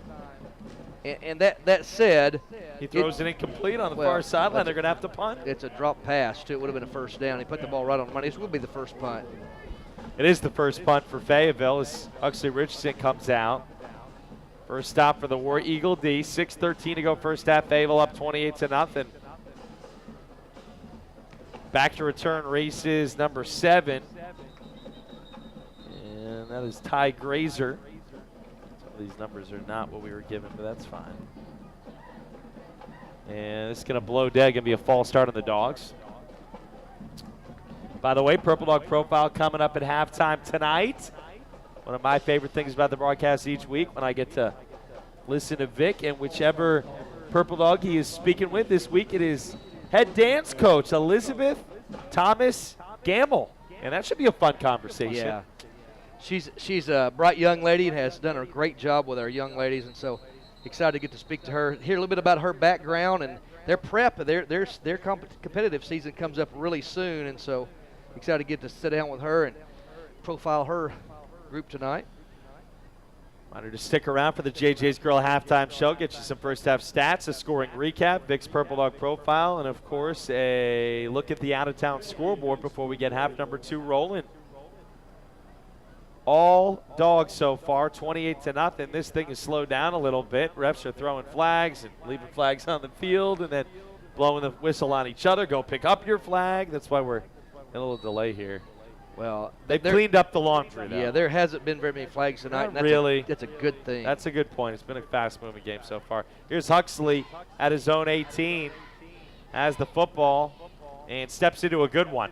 It's going to sail for the 40 and die there after a couple more yards in Fayetteville's favor. We'll say 37, so that was a 31-yard punt for Richardson with no return. Now the War Eagles back to it. 5:58 to go in the first half. So Fayetteville just dominating up front so far tonight. Tony Travis knew his team was in for a battle, and that has proven to be the case. Fayetteville looks ready to roll. Reminder, the Dogs home for Harbor next week. Should be a tremendous game between a couple of rivals, and then Springdale the week after that before the regular season ends at Van Buren. So we got a couple of home tilts after this one. 2 receivers left, one to the right. Kitterman from the gun at his own 32. Hand to Qualls, run left, cut back at the 35 and lower the shoulders. Drag some defenders for the 43. That was a nice run, 6 yards for Dylan Qualls, who only has 5 carries so far tonight. Of course, you don't keep the sticks moving. Yeah, it's hard to feed your beast. You can see why he's such a good runner. He's got a great eye for gaps, and he cuts quick. He's not a super fast athlete, but he cuts quick, and then he falls forward every single time to pick up an extra yard or 2. From the 43, middle of the field, right to left, go the Cuse-looking War Eagles. They run it with Qualls, and he is going to get to the 45, the 41. I thought he was gone for a second, if you couldn't tell. A 16-yard gain for Dylan Qualls, who just ran free into space. A nice shot pursuing. It looked like by Burns to take him down. Yeah, Kitterman took a shot by Coleman Johnson right there. It's an option play. It was a clean play, nothing bad, but it was a late pitch there by Kitterman. That's why Qualls was so open. Kitterman, I think, has pitched the ball a little too quickly sometime tonight because there's so much traffic there. That's a good late pitch. Qualls picks up the first down, big run. Hey, just quickly, you're interested in Bentonville and Springdale game. Bentonville leads 21-7, 8-10 left in the first half. At the 41, right to left go the War Eagles. Kitterman will fake to Qualls and throw a slant, and it is dropped by his guy Zach Gall, excuse me, at the 35. That'll bring up 2nd and 10. Kitterman now 3 for his first 9 tonight. Curious about the Weston Harbor score. Here I found. You feed it to me when you got it, Mr. Rimmer. They got Lev working on it too. West, last I see, West is up 14-0. Is that right? 17-0. 17-0. West is up. That? How about that? That's Harbor's starting to have some problems. From the gun, here is Kitterman handed off. Qualls carrying defenders for the 40. That's only a yard. Nice job tackling tonight, Coleman Johnson. And again, 24 stepping up. That's Matt Muller. I want to give credit where that's due. Muller playing a lot tonight. You called that early. You saw him in on the first drive. Yeah, and he's doing a good job of being in the right places. You know, Josh, no kidding. a big part of playing defense is being in the right place, having your eyes in the right place and getting the correct reads. Right place and being a fundamental tackler. It is. Being a fundamental tackler. It really is. It's not necessarily athleticism. It's just those few things right there really go a long way in high school football. No question. 3rd and 8 at the 40. War Eagles need a first down here. It's Kitterman. 5-step drop. Pressure coming. Step up. And down he goes. Never had a chance. Yeah, there's at the 44. Coming in. Getting a piece. 96. You sure about that? That ain't right. 96. Darby Fields. Darby Fields. How about Darby Fields for a sack? The junior. Yeah. First time we called his name this year. You got no help from me right there. I'm sorry. None. I pointed on the wrong side. None. That's a non-assist by Victor. You like how I waved you off? Yes, I'm like, no, you Vic, should no. have. You should have. I hadn't seen 96 this year. You're I right. knew that. And Fayetteville just overwhelming the War Eagles, who now are going to go for it. And this I don't even get. You don't go for it on 4th and 1 inside the 40, but you go for it on 4th and 13 at the 45. And here's Kitterman. He's going to throw deep down the field. That's that one never had a chance. That's easy flag. But they get a flag on 33. Trendon Meadows dropping back. He tried to grab at the receiver, and Tony Travis gambles, and it works out for him. And that call was easily made by the back judge, and so no penalties on Heritage tonight. 4 in Fayetteville so far. Yeah, and actually a little cleaner. We had one false start. That's not correct. We had one false start. Go ahead. I'm sorry. Yeah. Well, the false start, and we declined it. You're right. Yeah. You're right. Technically. Yep. It's not there. So he does gamble a bit right there on 4th and that long, and we bail him out. I don't get it. I don't go either. on 4th and 1. I totally agree with you. I really felt like a moment ago they had a kind of a drive going, and they get back, and Fayetteville goes up 4 touchdowns. Yeah. But and Tony Travis against it tonight, so you can only do what you can do. It is hard to question the head coach tonight. Absolutely. Yeah. Fayetteville just a better football team. 3:11 to go in the half, and here is Kitterman. Low snap, corrals it, throws a short one to De La Rosa, who bounces off defenders at the 30. Shake and bake at the 27 and fight for the 26. All of that for 3 yards. All of that for 3 yards. Hey, I want to say, I'll tell you, I can't remember. I've lost the guy who made the play. I think it was De La Rosa who caught it. I'm talking about for us. No, I didn't catch that. That's your job, Vic. Well, I'm it was, kidding, and I'm I didn't do a kidding, very good job of it. So it'll be 2nd and 7. Just shy of the 25. 3 minutes left here in the first half. 28-0 Fayetteville. De La Rosa got popped. He got as hit. he caught He kept running. And kept running and got out of the tackle, and it's a nice job by he. Here is Kitterman standing at the 30, has it in his hands. Some time, step up, down he goes. Where did he come from? Dotson Schaefer goes low to get through the tackle. And I don't think Kitterman ever saw him. I didn't see him either. That was a submarine sack for Dotson Schaefer. Yeah. And a flag flies late. It's gonna be on Tony Travis. For what? What happened? Well, his quarterback took a shot, but it was legal hit. It was a legal hit. He's probably a little low. I don't know. But I'm saying he didn't target low. He was already. It's just they're going to call it a sideline infraction. They're not going to give him a penalty, which I think is wise because with this score, a little frustrating for the head coach. When I say low, Vic, he had to go low to get past the tackle. Agreed. I'm not saying he tried to hit the kid low. I thought it was a clean hit, like you said. Let me clarify. I thought that was a clean hit. Well, in what you saw there was Dotson Schaefer being blocked, and then all of a sudden he's free. Wow. You're right, just the explosiveness. Schaefer has that kind of body, Josh, to play at the next 6'4", 240, and he could easily carry 20 more pounds, maybe 25 more pounds, and some school will pick him up and get a really good football player out of him. And you're right, it's a case where, you know, the receivers have to get open quickly in short space because the front four and linebackers for Fayetteville overwhelming at the line. There's not much time for Kitterman to look downfield. You know, the routes can't be long. They've got to be quick hitters, get the ball out of Kitterman's hands. It is 3rd and long, but you got to think they'll go for 4th down no matter what happens right here if they don't pick up the first down. 3rd and long, 14 for Heritage, right to left and at the Fayetteville 33 near hash mark. 2 receivers right, 2 to the left. It's a shotgun for Trey Kitterman, who has it. Time running out, down he goes again. That is Coleman Johnson converging with Dotson Schaefer. Those defensive ends, we talked a bunch about them in the pregame. They are just dominating. The entire Fayetteville front four, like you said, Vic, has gotten to be one of the real strengths of the team right now. If it was going to call a timeout to conserve some clock. I mean, every time Kitterman drops back, it just collapses on him. It is, and that's what I'm saying. That and I know they've tried this. I'm not saying Heritage hadn't tried it. The routes have to be quick. They have to be short. Kitterman's got to get the ball out of his hands. And I know it's long, He's but taking a while. You got to know, right? Yeah, it's difficult. I've been in these scenarios. I don't know what you run shorter. I don't know what you do. Shorter routes. What do you do? I think you run the football. Yeah. I think you run the football. I think you run the football. Yeah. Even on 3rd and long, 2nd and long, you go ahead and run it. Try to make things a little more manageable. They'll chunk one downfield right here, and give them a chance. And they got a PI earlier on this drive. If you remember, that's what kept it alive. Was a pass interference on Fayetteville just to keep this thing alive on 4th and long. So you have to think they're going to do that. Billy Dawson calls timeout right here. 2:36 left in the half to try to see if he can get the football he's going back. for it. Absolutely. He wants running clock to start the second half. He's Absolutely. not messing around. No, and in the 7A West on the road, you take everything you can get, especially early. Nothing wrong with that. No. These coaches are friendly enough when they're not facing each other. This is competitive sports. Yeah. I don't need to explain that to my broadcast partner, Vic Rimmer. You're trying to beat these folks. Otherwise, what are you doing as a coach, right? It's 4th and 20 for Heritage at the Fayetteville 39. And, I mean, they line up like they're going to go for it again. It worked last time, I guess, right?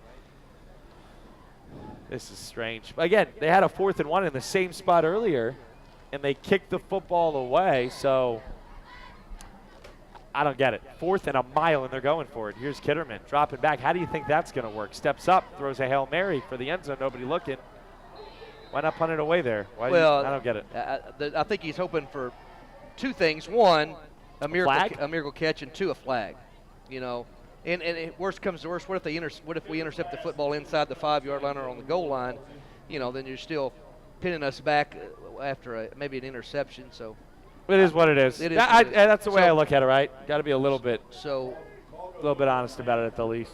Like you said earlier, Vic, Tony Travis up against it. He is. It feels like it's tilted against him right now.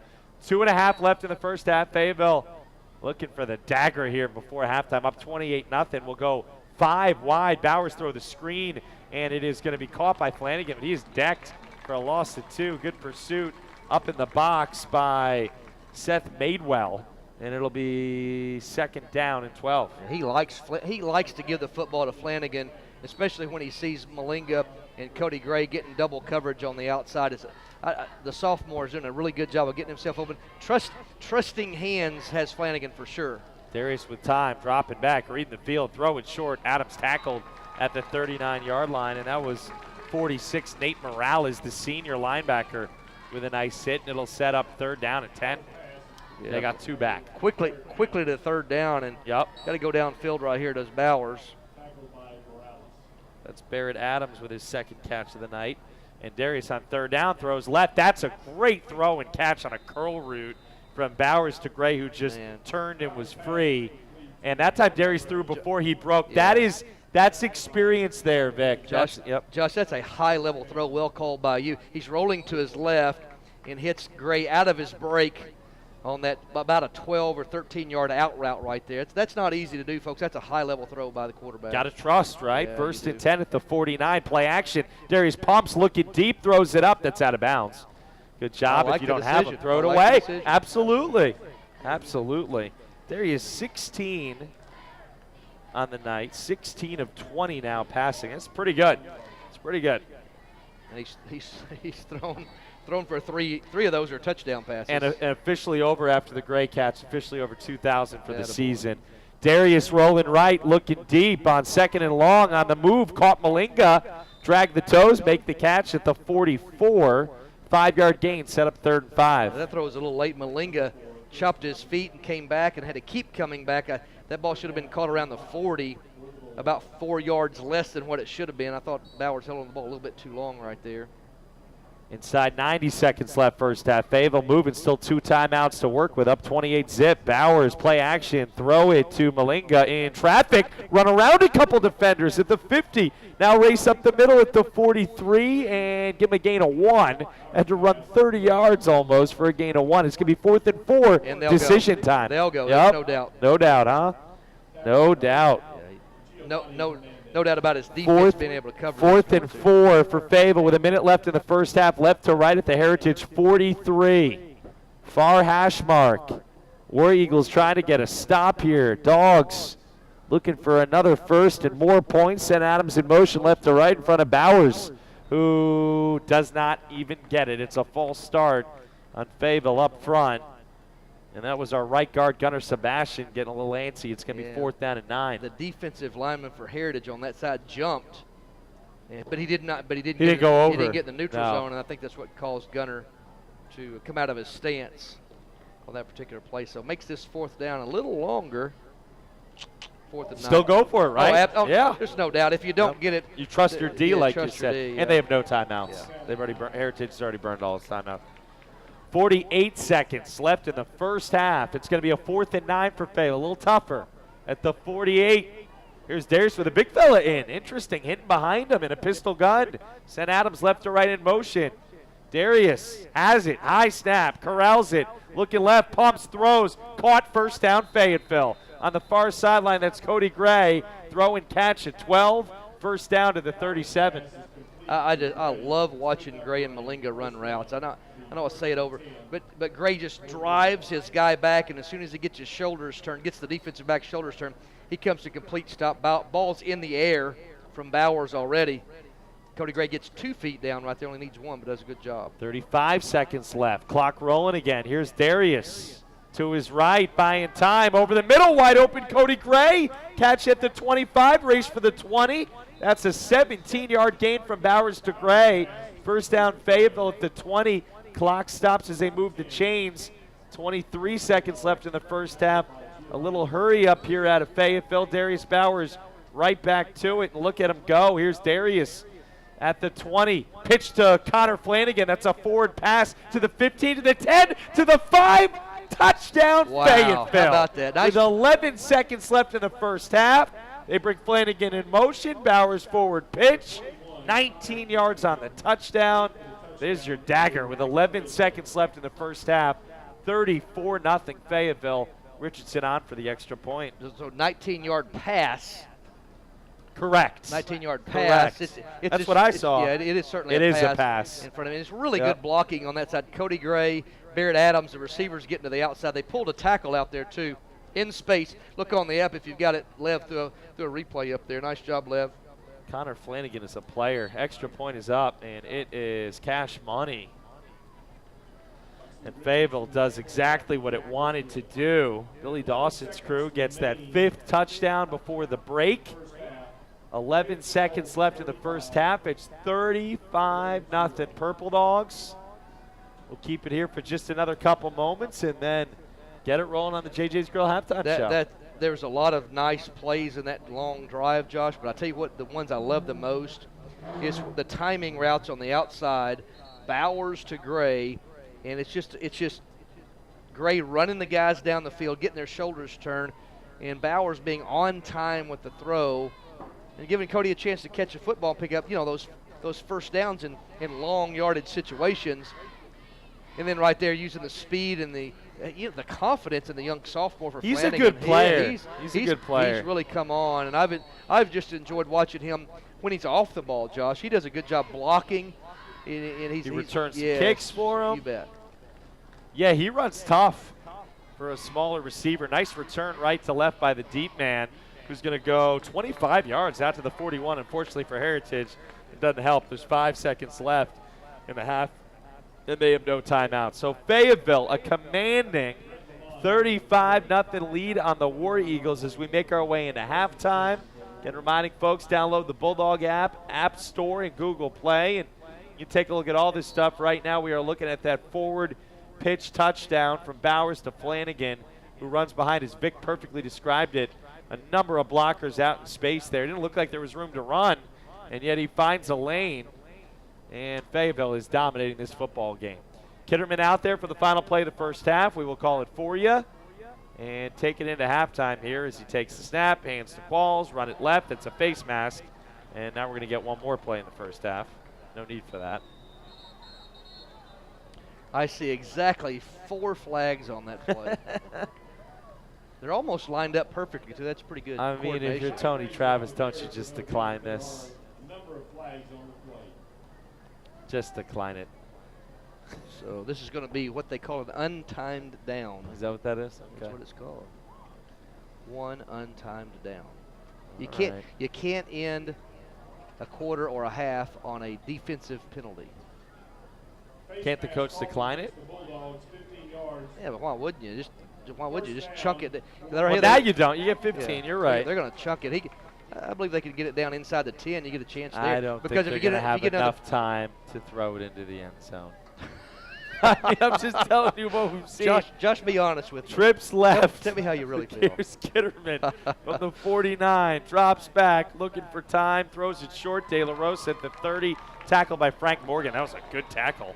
And that is the end of the first half after a meaningless 20-yard gain. 35-0 Bulldogs at the break. The JJ's Grill halftime show begins after this on 92.1 The Ticket. The Odom Law Firm That is could be proud to home. continue its support. It's more than a place. It's a state of mind. It's a feeling of comfort, security, family. It's a word that can take you back to your childhood bedroom, your backyard playground. If you are fortunate enough to own a new home for less than you can rent, in a great neighborhood, with warranty for your peace of mind, you are coming home to Roush Coleman. Ozarks Go from Ozarks Electric Cooperative is leading the fiber revolution, connecting the divide with high-speed broadband access to close that gap. From cloud to cloud, post to post. From downtown to way out of town, to connect our customers to a world of blazing speed and access to absolutely everywhere. It's our customers connected and energized with Ozarks Go. Okay, all right. Okay. All right.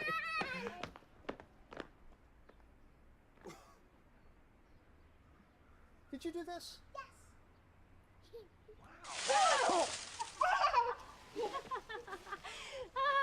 We got you. Yeah. We scared you. That wasn't funny.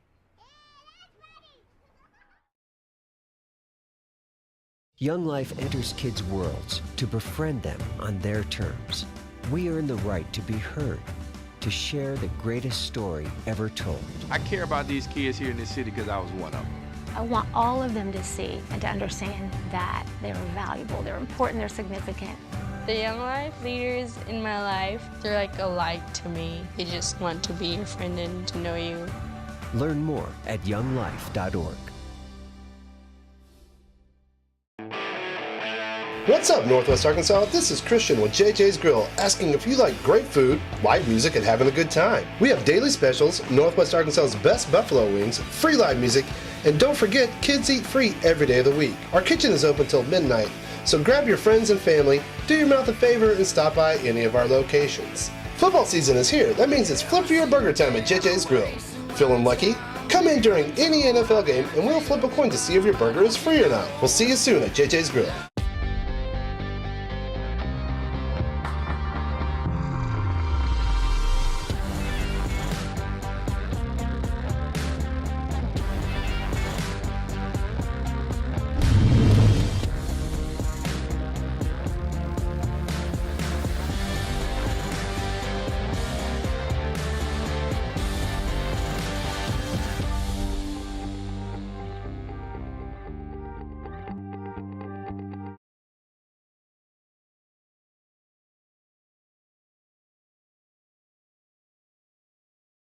We welcome you back into the broadcast booth, and very entertaining first half in the can for us as we get things rolling here on our halftime show, courtesy JJ's Grill. JJ's with locations around the region.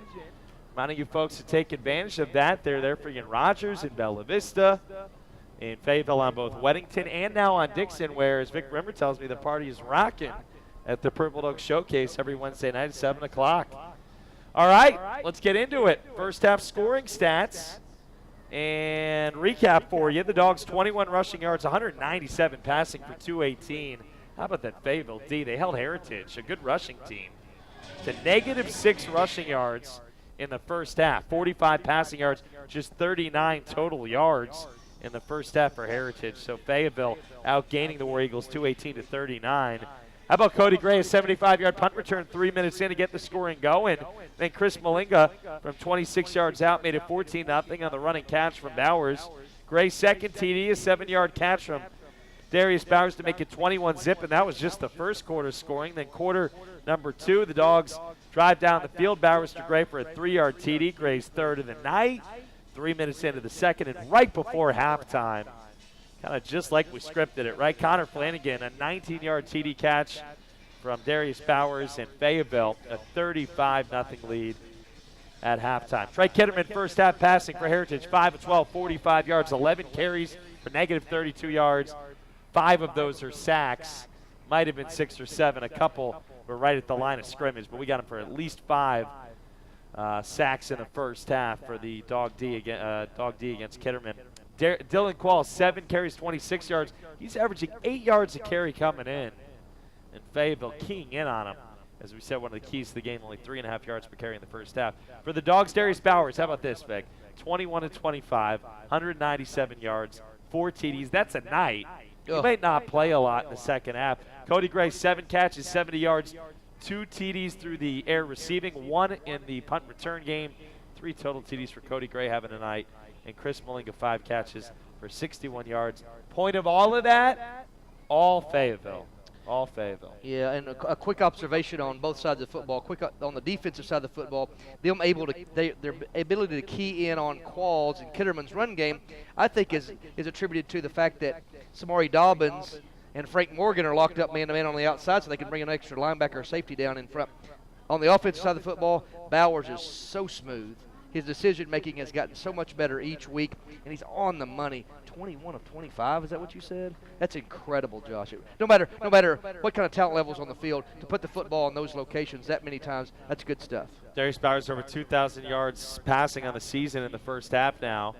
How about 20 TDs for Darius this year and just 2 interceptions? Cool. That's a 10-to-1 ratio. Cool, yeah. So cool. Yeah. And attribute that to the maturation process that Bowers is going through. Attribute that to Billy Dawson and his coaches schematically putting Bowers in a place that he can succeed. Now, don't get me wrong. His throwing motion's beautiful. It's absolutely beautiful. He stands so tall, drives the football down the field. His timing has gotten so much better as we go along the season. All right, we're halfway home. Fayetteville up 35-0, which means we'll have a running clock here, at least just to get it going in the second half. So Heritage has got a ways to go here to make this a ball game tonight. We're live on 92.1 The Ticket, the Fayetteville Bulldog app, downloadable via the App Store and Google Play. We'll take our second break of the JJ's Grill halftime show right now. When we come back, Vic sits down with Elizabeth Thomas Gamble, the Fayetteville head dance coach, for our Purple Dog Profile of the Week. On your home for the Dogs, 92.1 The Ticket. The Odom Law Firm is proud to continue its support of Fayetteville High School because this community is important to us. Our ties to Fayetteville run deep. For 45 years, we provided high-end legal services to the people of Fayetteville. But more than that, like many of you, our children have graduated from Fayetteville High School, are enrolled there now, or will be soon enough. Just another reason why Fayetteville's law firm will always be the Odom Law Firm. Come visit us at our new Uptown location for all your legal needs, and go Purple Dogs.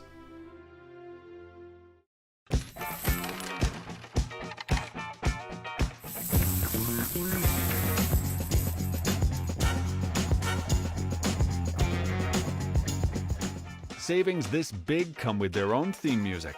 State Farm agent Larry Biddle in Fayetteville, Arkansas can help you get all the discounts you deserve with a free discount double check. After all, real savings should fold, not jingle. Get to a better state. Call Larry Biddle today. We take great pride in serving our Arkansas neighbors, which is why we've provided a commitment to our communities where we live and work for over 85 years. Chambers Bank is a proud sponsor of the Fayetteville High School football team and would like to say, Go Bulldogs! Built on tradition, sustained by excellence. Chambers Bank, the natural choice for the natural state. Member FDIC.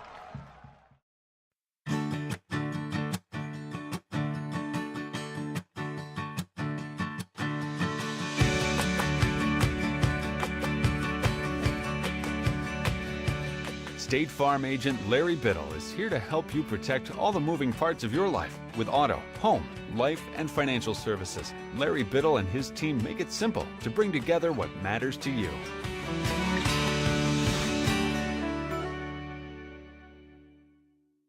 Home. It's more than a place. It's a state of mind. It's a feeling of comfort, security, family. It's a word that can take you back to your childhood bedroom, your backyard playground. If you are fortunate enough to own a new home for less than you can rent, in a great neighborhood, with warranty for your peace of mind, you are coming home to Roush Coleman. Ozarks Go from Ozarks Electric Cooperative is leading the fiber revolution, connecting the divide with high-speed broadband access to close that gap. From cloud to cloud, post to post. From downtown to way out of town, to connect our customers to a world of blazing speed and access to absolutely everywhere. It's our customers connected and energized with Ozarks Go.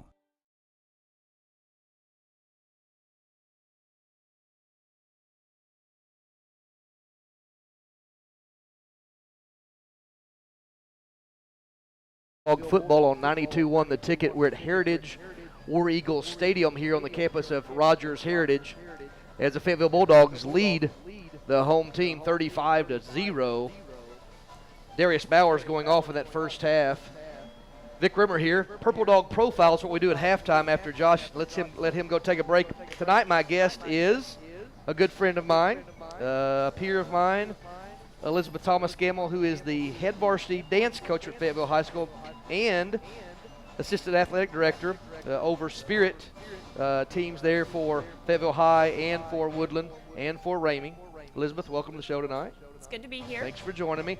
And so we've got a lot to talk about. We only have about 10 minutes, but we could probably go 20. So let's dive right into it. I want everybody to know who you are real quick. I mean, we talked about a little bit about this last year, but I want to go a little deeper into that. You were in Oklahoma. You're an Oklahoma girl, and that's okay as long as you're not from Texas. We're okay with that. And we'll talk about that in just a second. She's going to give us an OU Texas prediction in just a moment. So, coached 9 years in Oklahoma, and then made the change. Talk about your hometown, right? I did. And how difficult that was for you to It was a big leave. step. Yeah. So talk about that if you wouldn't mind. Yeah, I coached 9 years in a small town. It was a 3A school district, and I was actually the cheer coach there for 9 years. Built that program, and it was very hard to leave there. That was my home, and I graduated high school there. But I felt like I wanted to expand and take my coaching career to a bigger level. And so I started looking into Arkansas, and the door opened for me to coach at Woodland Junior High, actually, in Fayetteville. And then God just opened doors for me to come to the high school, and the rest is kind of history. And so coming to Woodland first and your ability to have that opportunity to come to Fayetteville High School. Now, you grew up in a small town, right? Now, I did too. My graduating class, I'm not going to tell you, but it was very small, 16. That's crazy, isn't it? Guy Perkins High School. So, and I had to make this adjustment too. On your end of it, coming from a small high school to a decent-sized junior high to a high school as big as Fayetteville, what was that transition like? Well, I'm glad that I had my year at Woodland because it gave me, my feet got settled and I could see the culture that Fayetteville brought because it's definitely a culture here of winning, a standard. And so when I applied for the head coaching position, I went into it knowing what the Fayetteville standard was, and I wanted to be a part of that. And to be honest, every time I show up to work every day, I'm just honored to work at Fayetteville Schools because we have every opportunity from facilities to athletes to, and even the support of our administration is amazing. Yeah, folks, when you think about dance team, you see them on the football field or on a basketball court. There's a whole other aspect that goes. There's a whole different aspect that goes beyond just being a part of a Friday night football game or a Tuesday or Friday night basketball game. That competitive side of it, and you're in the middle of that right now. As a matter of fact, last week you hosted the second annual, correct? Yes, second annual Fayetteville Dance Classic. How'd that go? It was a wonderful success. We had 17 teams show up. We competed from 1 to about 8 o'clock. We brought in some Universal Dance Association judges, which is who our state competition is sanctioned through. And so I was able to give a season opener for our Arkansas coaches that they could leave having feedback to not only better prepare my team for the state championship, but I wanted to open up that networking for other high school coaches. How many other teams did you have there? We had 17. That's awesome. Yes. Fantastic. And so leading into this competitive, let me back up. Elizabeth Thomas Gamble, head varsity dance coach at Fayetteville High School. Purple Dogs lead Heritage at Heritage 35-0 halftime. Vic Rimmer here with your Purple Dog profile. As we move into this competitive part of your season, talk to me about how the different focus is, like, say, Friday night. You know, getting ready for Friday night, that's a different focus than it is maybe for an upcoming dance competition. How is that different for your kids and for your mentality there? Well, I was excited to step into a dance role because I was a college dancer, and so I knew the level of that, but I had coached cheer in Oklahoma. And so our first priority is to support our athletic groups. So my first priority is those girls on the sideline. I currently have 47 that stand on a varsity sideline to support our Friday Night Lights. And then of that 47, 24 of them are the elite young ladies who compete for a state title. And a lot of our time is balanced between the competition routines and then also being able to give a great halftime show and being able to represent our school on the sidelines as well. So it's a big piece for me is the management between competitive and sidelines and making sure that we are 100% at both of those efforts. Elizabeth Thomas Gamble, head varsity dance coach, Fayetteville High School Bulldogs lead 35-0 at Heritage tonight. You've coached cheer, and you've coached dance.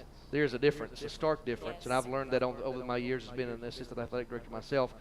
What's the difference in those two things, and how do you manage a dance team maybe differently than a cheer team? The cheer team, you know, they have the tumbling aspect, they have the stunts. That is a huge component of that, the motions. And then with the dance aspect, we have 4 genres that you have to master in order to be state champions.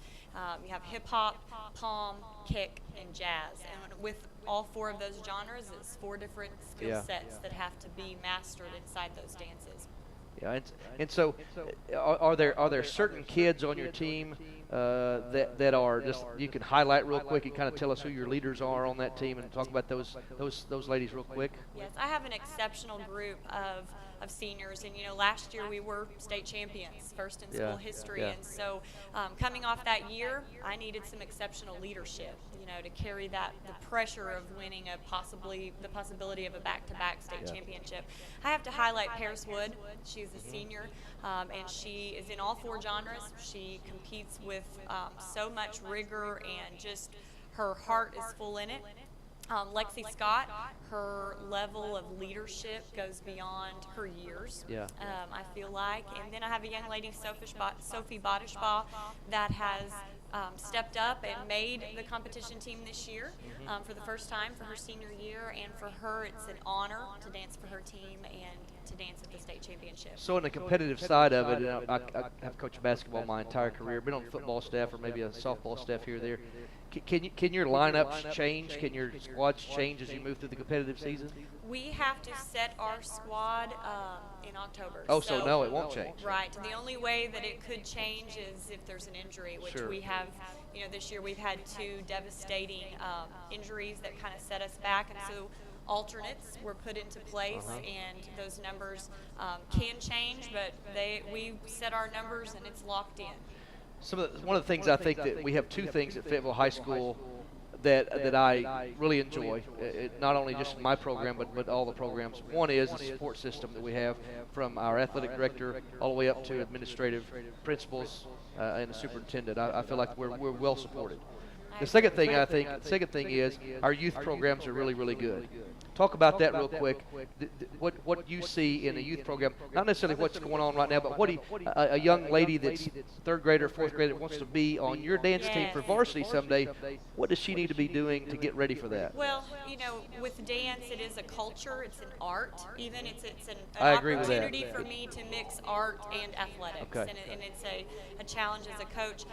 Get plugged into these studios. We we have amazing studios in Northwest Arkansas that can help with their technique, because it is something that they need to start at a young age. Get connected that way. We offer camps through the year, and we're also a spirit director. I'm trying to widen that so that we reach out and branch out to our 5th and 6th graders before they get to the 7th and 8th grade level, that we kind of have them hooked, that they're ready. And I have really started that this year with visiting the elementary schools and getting my face out there so that they know, hey, I want to be a purple dog. I want to be a dancing dog someday, and I want to carry on the legacy that I'm working so hard to set here at Fayetteville High School. Yeah, and you've done a great job of that. You mentioned spirit director, Elizabeth. What does that entail? Because I really like what we've done in the athletic department as far as, you said this too, getting your face out there. We want the elementary school kids to know who we are as an athletic department, and I think our head coaches do a great job. But on the spirit director side of that, talk to me about that. How does that part, what is your role there? Well, my first, I guess, duty was to make sure that our spirit coaches, dance, cheer, junior high, high school, that we were all supported, that they had that support from me. That umbrella that kind of brought us all together and showed some unity. Another big thing that we're doing, which will trickle down into our elementaries, is alignment. That we, that they know this is a 7th grade skill, this is an 8th grade skill, and I have been blessed to serve on the athletic cabinet and to be with you and get to know you this year. That group's They've given me a really hard time. Oh, absolutely, we do that. It's just because I'm from Oklahoma. That's the reason. But just to empower other coaches has been a blessing in my life. It's almost made me a stronger coach to make others stronger coaches. It certainly does. None of us are perfect, but just to be able to support and empower, that's a great word. I love what you said a moment ago about athletics and art, how you're mixing that into dance. I love that. I won't forget that. That's my one takeaway from this interview that I won't forget. Guys, it's halftime.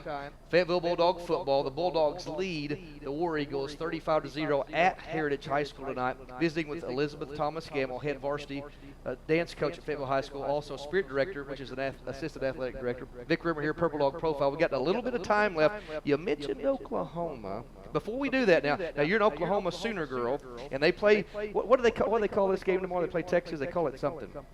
Red River Rivalry. Red River Rivalry. We'll go to that in a second. But we're in Arkansas, so I've got to hear your thoughts. I'm a Boomer Sooner. I have to hide my identity when I cross the line. So the Razorbacks are at Tuscaloosa tomorrow. The line's at 30.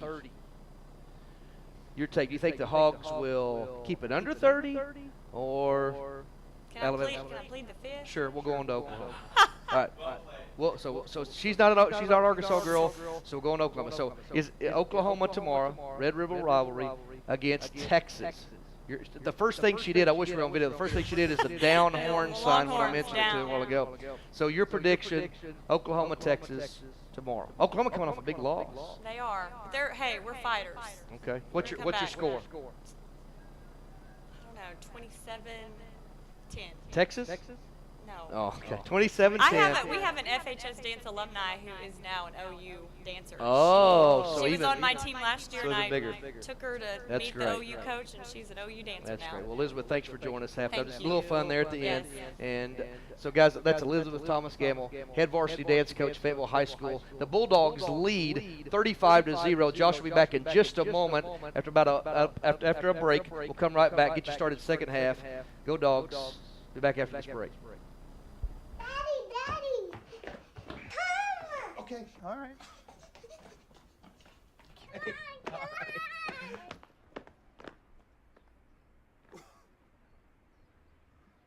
Did you do this?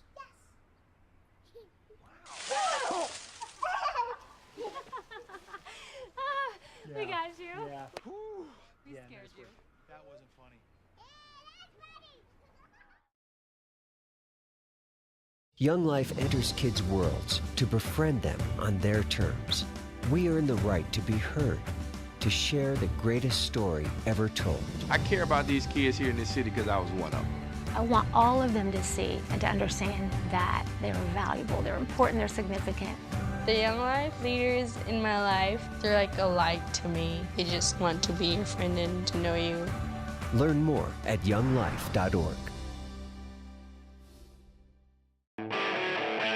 What's up, Northwest Arkansas? This is Christian with JJ's Grill, asking if you like great food, live music, and having a good time. We have daily specials, Northwest Arkansas's best buffalo wings, free live music, and don't forget, kids eat free every day of the week. Our kitchen is open till midnight, so grab your friends and family, do your mouth a favor, and stop by any of our locations. Football season is here. That means it's flip for your burger time at JJ's Grill. Feeling lucky? Come in during any NFL game, and we'll flip a coin to see if your burger is free or not. We'll see you soon at JJ's Grill.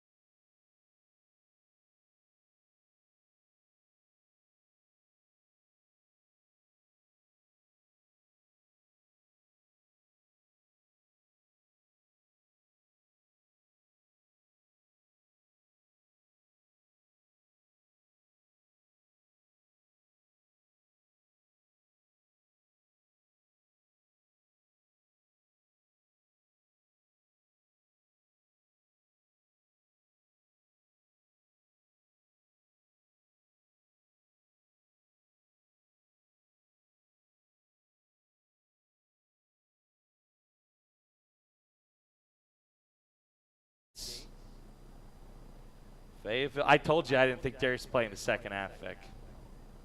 No, yeah, you're right on that. Nah. Here's Burton from the gun at the 40. Will hand and Nolan running behind blockers. Spin move at the 37. He gets decked by the linebacker. Nice hit by Nunnally. But how about that run by Nate for a nice gain on the play of about 4. It's going to make it 3rd and 8. His fourth carry of the night. Dogs moving.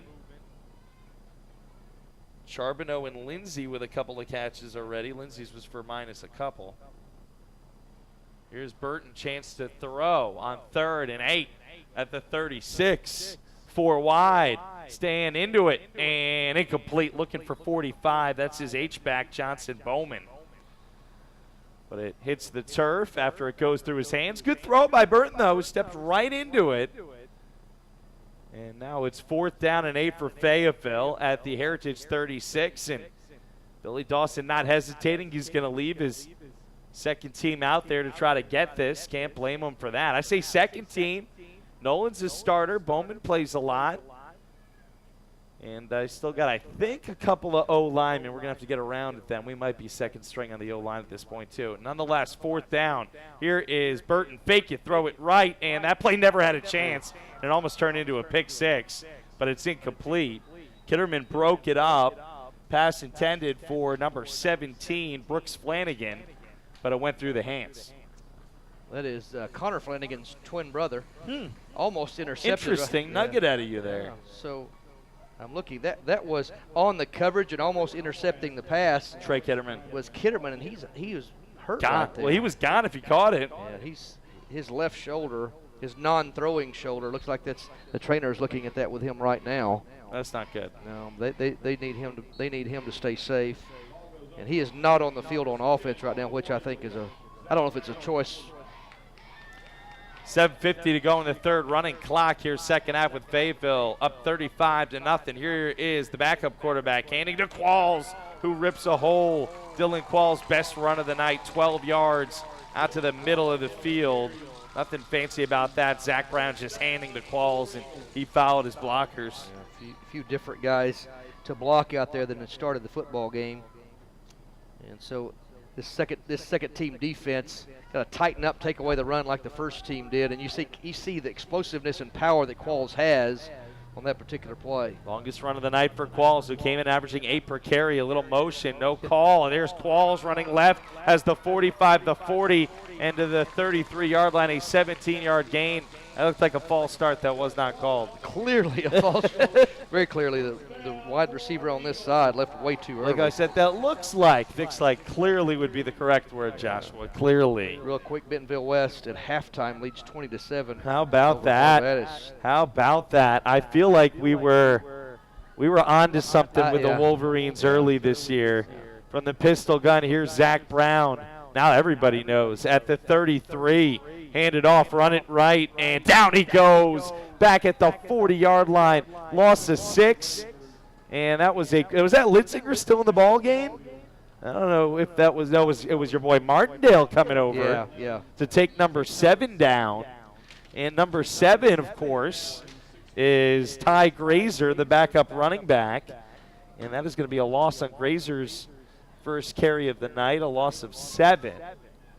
Great pursuit by Martindale, his second tackle for loss of the night. 2nd and 16 for Heritage, already halfway through the third quarter at the Fayetteville 39, right to left far hash mark.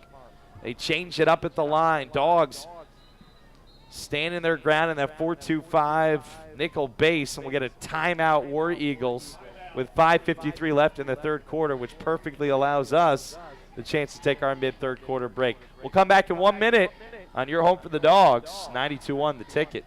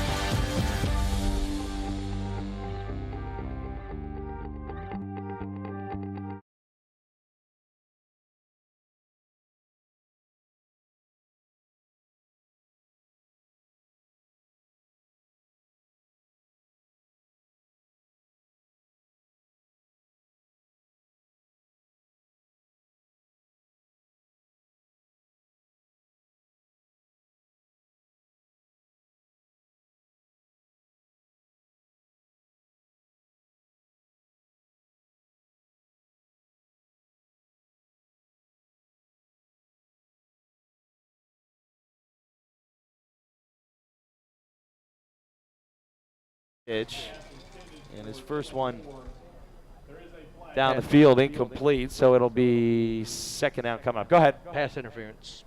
Was it? Fayetteville's 7th penalty tonight. Only 1 penalty on Heritage all night. Yeah, that was an easy one. It was certainly that. That was an easy one. It really was. So a first down for Heritage. We have 5 minutes left to play in the third quarter. Fayetteville up 35-0. All the scoring in the first half of action tonight. Clock going to roll here throughout the second half because of the Arkansas Activities Association mercy rule in the second half. Here at the 25-yard line is Heritage. Another false start that's not called. Zach Brown rolls right, throws on the move, way short of his intended target, De La Rosa, on his first official attempt. The other one waved off by a penalty. How about Bentonville 35-7 at Springdale on your out-of-town scoreboard, courtesy Vic Remmer, courtesy his Twitter following. right? Your Twitter ship. That's then, what I'm doing. So what do we think about that game? A nugget on that. Bentonville is that win over Fayetteville gave them a ton of confidence. Yeah, that was a football game. At one point, could have went either way, but Bentonville Fayetteville's won that right there the whole way, right there. And on didn't the play road. that well either. No, they didn't play that well. Yeah, Fayetteville was a team at the time just kind of. It's a pretty typical Fayetteville Bentonville regular season game. Truthfully, another false start. They're not calling anything here. We'll run it left. That's number 7, Grazer behind a blocker at the 15. Shake a man at the 10. Out of bounds at the 8. What a run, 18 yards for Ty Grazer, and that was one of the most exciting plays for the War Eagles all night. Yeah, several missed tackles there, guys taking bad angles. That's the second team defense. Back to the Bentonville-Springdale game. For the Bulldogs at Bentonville after 2 just heartbreaking losses. It's a tough time to play that game. I agree. It was so hard. And if you remember last year, they went to Dallas Bishop, done in one. And then had to play them. Then had to play Bentonville. It's just a tough spot. They haven't gotten a good spot for that game in the regular season yet. You're right about that. That's an emotional game after 2 emotional losses. It used to be later in the season, too, and they will play action and throw over the middle, and good for the War Eagles. Touchdown Heritage over the middle as Zach Brown throws it to Zach Gall. A couple of Zachs getting together and giving the War Eagles their first touchdown of the night. Spread it out. Slot receiver runs a quick post right there. I think there wasn't enough defensive backs in coverage right there. Maybe in the zone coverage. I really honestly didn't see if they were zone or man in the middle. And a wide open receiver in the middle there. Touchdown for the Heritage War Eagles. And, this is Billy Dawson doing what I think he should do, is get all you can get in the first half. Keep your guys in a rhythm. And give these second team guys a chance to play some football tonight with the clock still running. It's at 2:42 and still running right now. I mean, I thought it was supposed to. It's running clock. This is exactly how this should go tonight. I will say this. It's 35-7. Fayetteville's got to bring in the fourth quarter. I don't care whether you're a starter or a backup, Vic. You need to close this game strong. The last thing you want is to get a little off kilter here at the end of this game. Yeah, and you gave me a little smirk. I'm genuine when I say that. It's a 28-point game. This is not a 50-point blowout right now. Interesting. And honestly, the offense, I thought, moved the football nicely a while ago, just kind of stalled out once it got into War Eagle territory. But a chance for these guys to be in a spot where, hey, you know what, it matters for you to be able to get out on the field and make a play. This might actually be a 12-minute first quarter in real time, which would be a miracle in a way. Not quite a miracle like if Arkansas beat Alabama tomorrow, but in our world, a minor miracle in Fayetteville Bulldog broadcast land. Lev and Vic know what I'm talking about. All right, here we go. Right to left. Here's the kick. It's going to drive the return man back in the end zone over his head, touchback. That was Flanagan dropping back. So Brooks and Connor, huh? Yeah. You had them in class? I have not. Their dad, Sean, is on the staff. He's a teacher coach there at Fayetteville High School, and those 2 guys are sophomores, and good family. They those 2 guys sophomores, and Connor getting only siblings, or there are more in the family? There's more. There's more. How many Flanagans are there? That's a good question. Okay. I'm not real sure. I'm really quizzing sure. you now. Mm-hmm. I think you could find that out for me, though. Apparently Syracuse is beating Clemson right now, which is just awesome. Late in the third quarter, that won't last. All right, here we go. It's a different quarterback. I think it's your boy Gibbs, and he will hand, and they will run Hinton left, and then he will get stood up after a gain of 1. And it'll be 2nd and 9. And here comes Hank Gibbs, third Fayetteville quarterback of the night. Hank Gibbs, a sophomore, 6'5", has a good arm on him, Josh. Yep. Really good basketball player. He will get some time this year on the basketball court for Kyle Adams. Gibbs will fake to Hinton and throw it left, caught by Charbonneau, and he is going to get decked on his second catch for minimal gain. I'll give him a yard. Gets 1. Here's a spot you're talking about. The offense needs to be somewhat efficient, Josh. You know what I mean? And that's going to be the final play of the third quarter. A 13-minute real-time first quarter. We'll take a break, come back for the fourth after this on 92.1 The Ticket. The Odom Law Firm is proud to continue its support of Fayetteville High School because this community is important to us. Our ties to Fayetteville run deep. For 45 years, we provided high-end legal services to the people of Fayetteville. But more than that, like many of you, our children have graduated from Fayetteville High School. are enrolled there now or will be soon enough. Just another reason why Fayetteville's law firm will always be the Odom Law Firm. Come visit us at our new Uptown location for all your legal needs, and go Purple Dogs.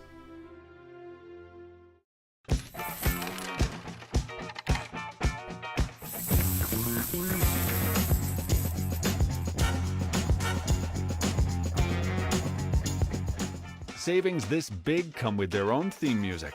State Farm agent Larry Biddle in Fayetteville, Arkansas can help you get all the discounts you deserve with a free discount double check. After all, real savings should fold, not jingle. Get to a better state. Call Larry Biddle today.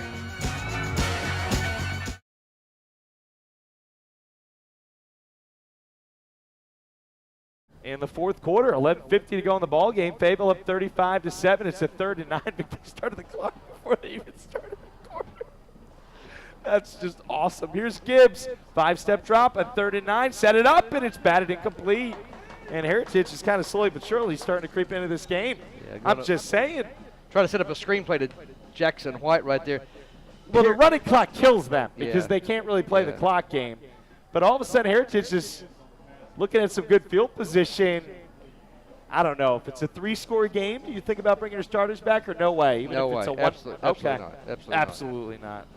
No hesitation. Perry Flanagan is the daughter in the Flanagan family. She's on the volleyball. She's 9th grader on the volleyball team and on basketball team. So there's 3 of them. I didn't say her name a while ago. I'm sorry, there's Perry. 3 of them. Perry, if you're listening, love you, girl. I asked you to find out about the Flanagan children. You did that. Up, and they throw it over their heads, and this is what I'm talking about. Touchdown, War Eagles.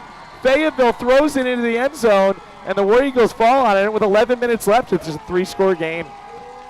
Vic, it's Friday the 13th. That's our first reference to that tonight. There you go, Lev. That's Lev. He said, let's not call this for Fayetteville too early tonight. We called it very early. And all of a sudden here in the second half, Fayetteville's making it a little weird. I did not catch the young man's name who fell on it. If you want to bring that to us, Lev, that'd be awesome. We could track that down. That'd be great for the scorebook tonight. 10:24 to go. Touchdown came at the 11-minute mark. Fayetteville snapped it into its own end zone over Huxley Richardson's head, and then he couldn't fall on it. That was the spot where Huxley probably needs to just kick it through the back of the end zone, truthfully. He'll learn. And instead, War Eagles fell on it. Just saying, Vic. Just saying. That's hugely helpful for the Bulldogs right now, by the way. Here we go. They throw it over the punter's head. Great job by Lev Willie on the Bulldog app here, and it's so far away, Lev. He has a number for me. 24? 24. Great job. Tanner Epps. 23? 23. Oh, sorry.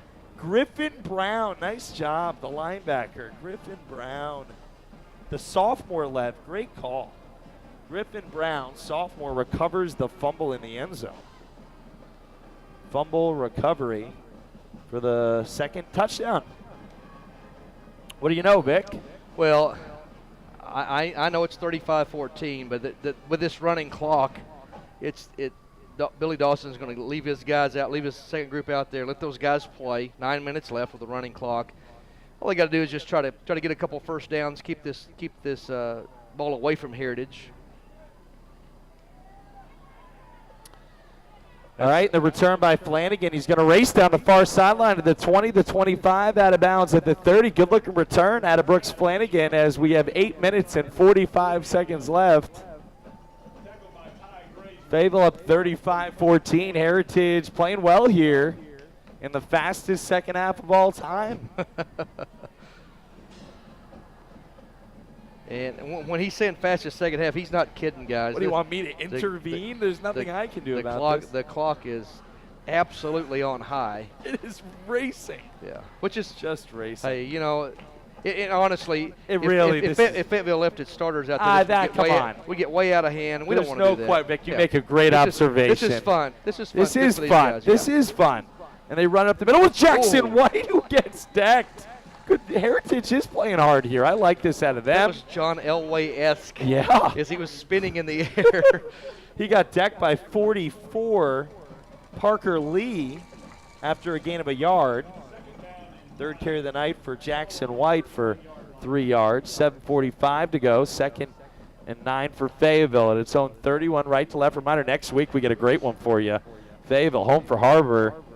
Dogs Cats always a lot of fun, always important, and this year not any different. And here is the run up the middle. Jackson White behind blockers, give him 5 more, set up 3rd and 4. We'll see what happens in the second half of that Bentonville West Harbor game, but right now the Cats look like they have hit the skids, and Fayetteville's getting hot. And I told you before the game I liked Fayetteville next week. I definitely like Fayetteville next week now. Well, we'll see what happens. We're having fun when we say that. We're having fun. Well, it's all in good fun, This folks. league, 20-7 Bentonville West in the third quarter. This league is going to be top two. But the top 6 teams in this league, Josh, are capable of beating each other on any given night. Lev helping out on the scoreboard halfway through the third quarter, 20-7 Bentonville West. Even that, Lev, helps. That stuff right there to you, huge, just huge. Thank you for that.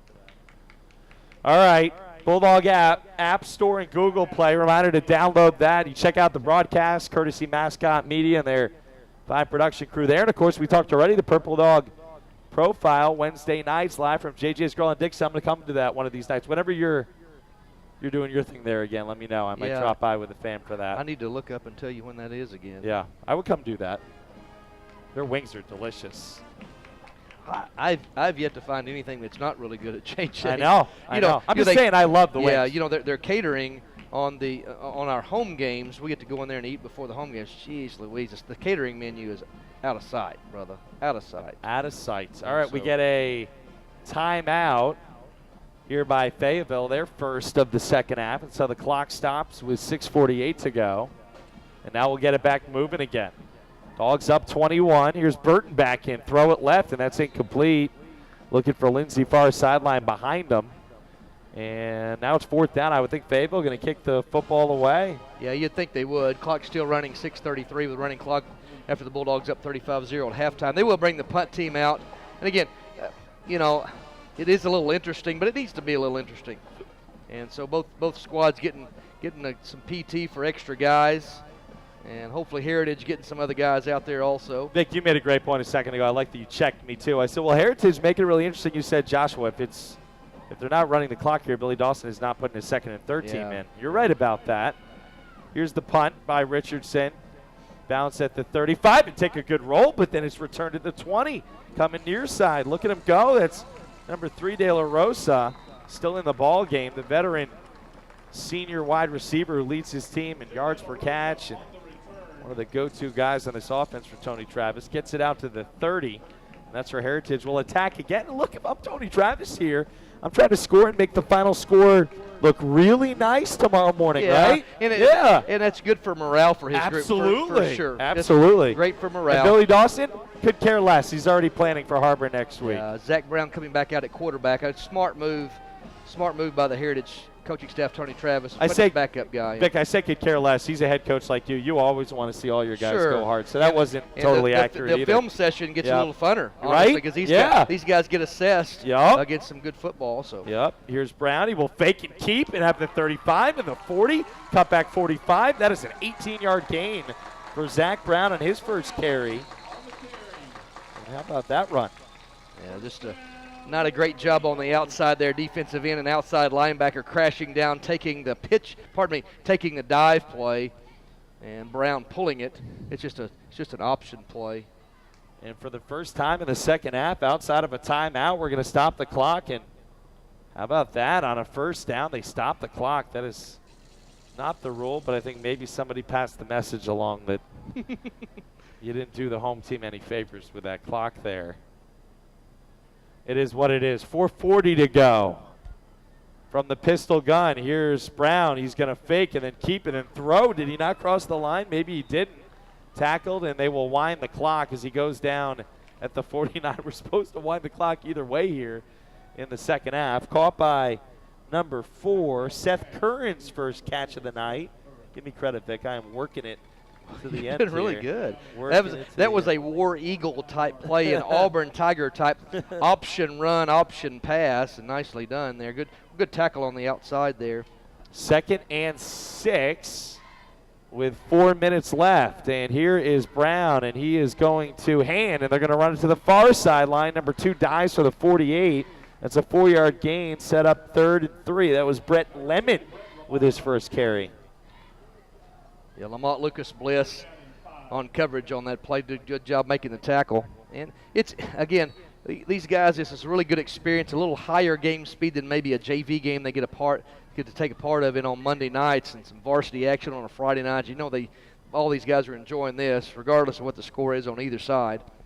And also, too, Dawson and Wheeler getting an opportunity, B.G. Mahan getting an opportunity to assess some guys on this second squad. 3rd down and 4, and they will run it here on the play with Grazer. A little off tackle, little horse collar, no call. He dives for the 45. That's not enough for the first. And they got away with on that one. Yeah. The fans actually, for the first time tonight, sound a little upset with the officials. I agree with you, Josh. I think it was a horse It was. collar. It was. And the ball carrier there, Grazer. Okay, he didn't get up very quickly. No. You know, that horse collar, I didn't remember that until we started seeing Darren McFadden. Right. You know, that's kind of where that came in, I think. And 2:45 to go. It's 4th down and 3 for Heritage at the Fayetteville 45, trailing 35-14. Getting late fast. Pistol gun. Can Heritage keep this drive alive? They will hand it into the hole, and it's a big run to the 35, to the 30. Look at the little guy go right up the middle. That's Brett Lemon again, and that's a gain of 15 yards and a first down, Heritage. Yeah, they're racing the clock right now, trying to get themselves a touchdown before this. Dress it up a little bit. It is. Dress it up. Again, it's some coaching going on both sides. It really is. It's a lot of fun right here to watch. I think this is fun. Because these second-team guys are getting coached up by their defensive line, their secondary coaches, linebacker coaches, and Heritage. Exciting. Get some play calls right here late. See how they can execute. 1st and 10, pistol gun for Brown. Nice looking second half for him. He will play action and roll right, have some time, going to tuck and run behind blockers at the 25, dive for the 20. 10 more yards for Zach Brown. He's a good-looking quarterback. He'll be their starter next year, Vic. Yeah, a good-looking athlete. Yeah, exactly what you're saying. Handles punts for them too. 6'1", 185, and you figure he'll have on a couple more pounds over the off season. Are they gonna? 90 seconds left. Heritage trying to score at the gun here and make this a 21-0 second half for them. Over/under tonight was 9. I think we might make it. Yeah, that's pretty amazing. That's awesome. That really is awesome. Yeah. 1:15 left in the game. Fayetteville up 35-14. 1st and 10 left to right in front of you at the Fayetteville 20. And here is Brown, and he will give, and they will get stuffed at the line of scrimmage as they try it with Grazer again. Nothing doing. 2nd and 10 coming up. 1 minute left. Yeah, they're going to try to be quick. I don't blame them. Try to get this last. See if they can get some points on the board. Some intensity right here on both sides from the coaching staffs as these second group guys are getting challenged. Pistol gun for Brown with 42 seconds left. Drops back under pressure. Steps into it. Missed his guy. Probably could have ran for a touchdown from the 20 if he wanted. Fayetteville playing a complete prevent defense. And if I'm Tony Travis here, I'm probably thinking about using timeouts. I'm serious. I'm not being sarcastic. Yeah, no. And I would agree with you. Yeah. I don't think it hurt him. But I think of the what he's thinking, the sportsmanship he's getting from the other side. Yeah. He's just letting it go. You know what? That's a good point, Vic. Yeah. 15 seconds left. Brown drops back, looking end zone, throws. Oh, almost a touchdown.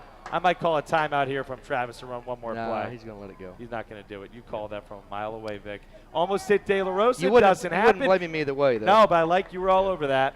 Your final score, Fayetteville 35, Heritage 14. Our Fayetteville Auto Park postgame show begins after this on 92 on the Ticket. We take great pride in serving our Arkansas neighbors, which is why we've provided a commitment to our communities where we live and work for over 85 years. Chambers Bank is a proud sponsor of the Fayetteville High School football team and would like to say, Go Bulldogs! Built on tradition, sustained by excellence.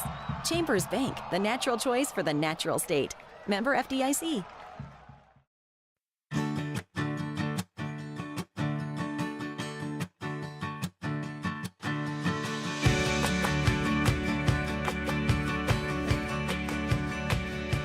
State Farm agent Larry Biddle is here to help you protect all the moving parts of your life with auto, home, life, and financial services. Larry Biddle and his team make it simple to bring together what matters to you.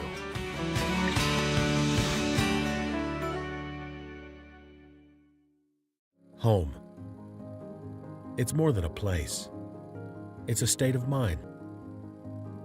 It's a feeling of comfort, security, family.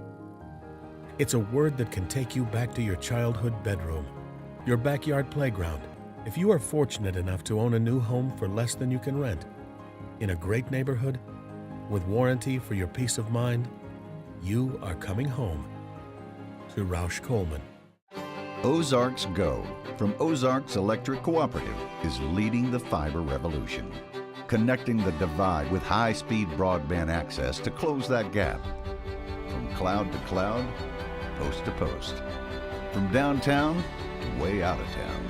To connect our customers to a world of blazing speed and access to absolutely everywhere. It's our customers connected and energized with Ozarks Go. Okay, all right.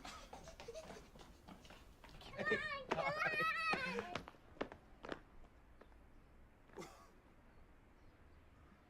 Did you do this? Wow.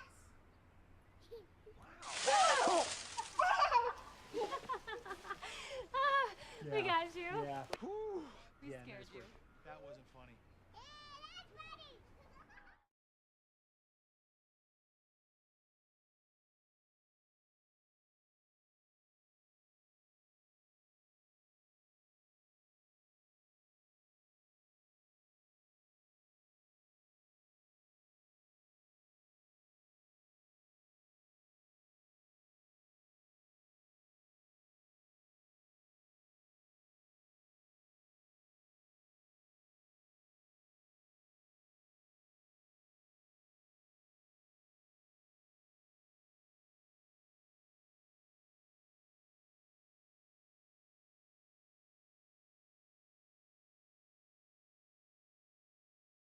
Folks, welcome back to the War Eagles Stadium press box. Josh Bertuccini, Vic Rimmer, and Lev Willie, of course, off camera here, but doing a great job on our Bulldog app all season long. Reminder to download that from the App Store or Google Play, and you get the video content in addition to the radio broadcast and the audio content on board 92.1 The Ticket. Vic, let's get right into it. Fayetteville wins this game 35-14. We'll do the scoring recap again in just a moment here on the Fayetteville Auto Park postgame show, but bottom line is Fayetteville, for the second straight week, comes out with a take-care-of-business mentality, and that's exactly what they do. Yeah, just a tough non-conference schedule leading into those first two road trips to Bentonville Tigers and Bentonville West Wolverines, coming away shorthanded. This football team is getting better every week. The quarterback is getting more confidence. And this defense, I'm telling you, from front four to back five, is getting really good. You're absolutely right about that, Vic. And as we get to the scoring recap now, I think it's important to remind folks that this defense wasn't expected to be one of the better ones in the conference this year, but that's exactly what they've gone out and become. Fayetteville got the scoring started early tonight. Cody Gray, a 75-yard punt return for touchdown, first special team score of the year for the Purple Dogs, and they were on the board early, just 2:46 into this game. Then it was Bowers to Malinga on a 26-yard TD catch and run, 14-zip. Before the first quarter ended, Cody Gray added a second score. This one in the reception department, 7 yards out from Darius Bowers, 21-0 Fayetteville after one. Quarter number two, Dogs score 5 minutes into the second. Cody Gray, a 3-yard TD from Darius Bowers to make it 28-zip. And then what would prove to be the final Fayetteville score of the night was a beautiful one. Connor Flanagan on a forward pitch pass runs behind blockers from 19 yards out and makes it 35-0 Fayetteville at the half, which meant running clock, and half number two, which meant we all got out of here a lot quicker tonight than we would have otherwise. Started the second half, the backups were in for both teams, but they both kept playing hard. Certainly Heritage didn't let up. Zach Brown hit his boy Zach Gall for a 6-yard touchdown, make it 35-7. The final score of the night, Griffin Brown fumble recovery in the end zone for Heritage to make it 35-14. Fayetteville was trying to punt it, bad snap. They'll learn from that one. Teaching point for head coach Billy Dawson. For the Bulldogs tonight, Darius Bowers, your standout player of the game. He goes 21-25, 197 yards, 4 touchdowns. Vic didn't play in the second half. Cody Gray, 3 touchdowns. He was also a co-player of the game tonight. 7 catches, 70 yards, the punt return for score. Twirling around, a pretty beautiful thing. Heritage led by Dylan Quall, 7 carries, 26 yards. Kitterman, 5 of 12 passing for 45. Vic, Fayetteville did all its damage in the first half and delivered the knockout blow early. Yeah, Bowers fantastic. Precision passing the football. Up front defensive line did a great job stopping the run. We'll final thoughts it up, and we'll look ahead at next week, as well as a quick look at the out-of-town scoreboard before we hand it off to Eric Hill in the high school scoreboard show next after this on 92.1 The Ticket. Young Life enters kids' worlds to befriend them on their terms. We earn the right to be heard, to share the greatest story ever told. I care about these kids here in this city because I was one of them. I want all of them to see and to understand that they're valuable, they're important, they're significant. The Young Life leaders in my life, they're like a light to me. They just want to be your friend and to know you. Learn more at younglife.org. What's up, Northwest Arkansas? This is Christian with JJ's Grill, asking if you like great food, live music, and having a good time. We have daily specials, Northwest Arkansas's best buffalo wings, free live music, and don't forget, kids eat free every day of the week. Our kitchen is open till midnight, so grab your friends and family, do your mouth a favor, and stop by any of our locations. Football season is here. That means it's flip for your burger time at JJ's Grill. Feeling lucky? Come in during any NFL game, and we'll flip a coin to see if your burger is free or not. We'll see you soon at JJ's Grill.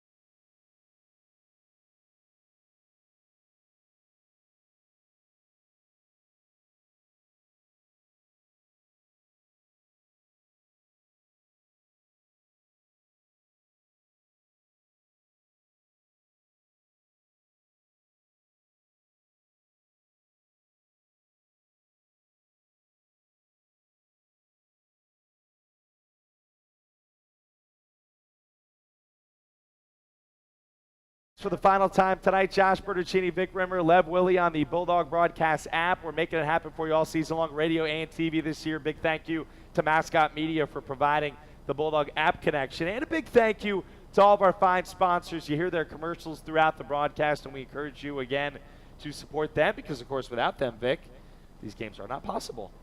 Thought you were I got things to do. We're not done yet tonight. Odom Law Firm, Roush Coleman, Chambers Bank, Larry Biddle of State Farm, Crossover, True Value, Young Life NWA, Ozark Electric, Crane Automotive, Mascot Media, Cumulus Broadcasting, High School Athletics. Vic and I were just talking during the break. Folks, it's so fun for me to be a part of this. Such a big deal here. And the teams are good, and the facilities are good, and the fans are great. And it's just a really big deal in Northwest Arkansas. You said throughout the South. And I think, look at the facilities. I mean, these press boxes, these stadiums. This is a sweet spot, War Eagle Stadium in Rogers, Arkansas. Yeah, something that's an underlying factor, too. The amount of respect each 7A West coach has on every football, volleyball, basketball, golf, tennis, baseball. Such a great camaraderie in this league and in administrators. That just makes it that much more fun and makes each season go by really well. All right, so Fayetteville rolls tonight. As of last check, we're going to do a scoreboard update. Looks like 20-13, Bentonville West on Harbor. That game in the fourth quarter, Vic. Harbor scored and got the PAT block, so it's still a 7-point game. West has the football right now. We'll keep an eye on that. Your scoreboard guys will keep an eye on that for us. They will as well right after we get off the air. Absolutely. Reminder to stick around 92 on the ticket, Eric Hill and the High School Scoreboard Show. And then, of course, also Bentonville taking on Springdale tonight. Last check, that was a big 35-7 Bentonville lead. So next week, as we look ahead and start to wrap it up here, we take a look at those two big matchups, Bentonville and Bentonville West. And, of course, our matchup, Harbor and Fayetteville. And I would argue, Vic, like the three of us were talking during the break, you, me, and Lev off camera here, during the break, I think 4 teams in the 7A West legitimate state title contenders right now. And they play each other next week. And what's happening next week, Harbor, Fayetteville, regardless of what happens tonight with their football game, I'm seeing Fayetteville be more efficient with the football on offense, and I'm seeing Harbor be less efficient, more turnovers on their side. Chris Wood try to get that tightened up before they come to Fayetteville next week. That should be a dandy 7A West football game next week. The Bentonville schools are good too. I think our secret inside knowledge about Bentonville West is out. Everybody knows they're really good now. And I mentioned during the break, I think Bryan and North Little Rock are both legitimate state title contenders too. Bryan maybe with an injury to the quarterback. Well, he is hurt. We'll see if he comes back. North Little Rock trying to get back to the state title game again. So interesting stuff. And I'll say this, Vic, before we get off the air here, to get to the end of week 7 and be able to say confidently that Fayetteville is one of 5 or 6 7A state title contenders this year with all these new starters and a first-year head coach, already it tells you they're kind of right where they wanted to be, even at 3 and 4. Yeah, throw the record out. Throw the record out. Really, because when it comes to playoff time, it'll come down to location of the game. Home field will mean a whole lot. Yes. But it'll also come down to who's playing well at the time. And right now, Fayetteville's playing as well as anybody in the league. They really are. Next week should be a blast. It always is when Harbor and Fayetteville get together. Reminder to stick around for the High School Scoreboard Show next. Vic, great job tonight by you. Thanks to Lev. Thanks to everybody for tuning in. We'll make it happen next Friday night. Pregame 6:30, kick at 7. For Vic Rimmer, I'm Josh Bertuccini. Your final score from Heritage. Fayetteville 35, Heritage 14. Dogs win. See you next week. You've been listening to 92 on the Tickets presentation.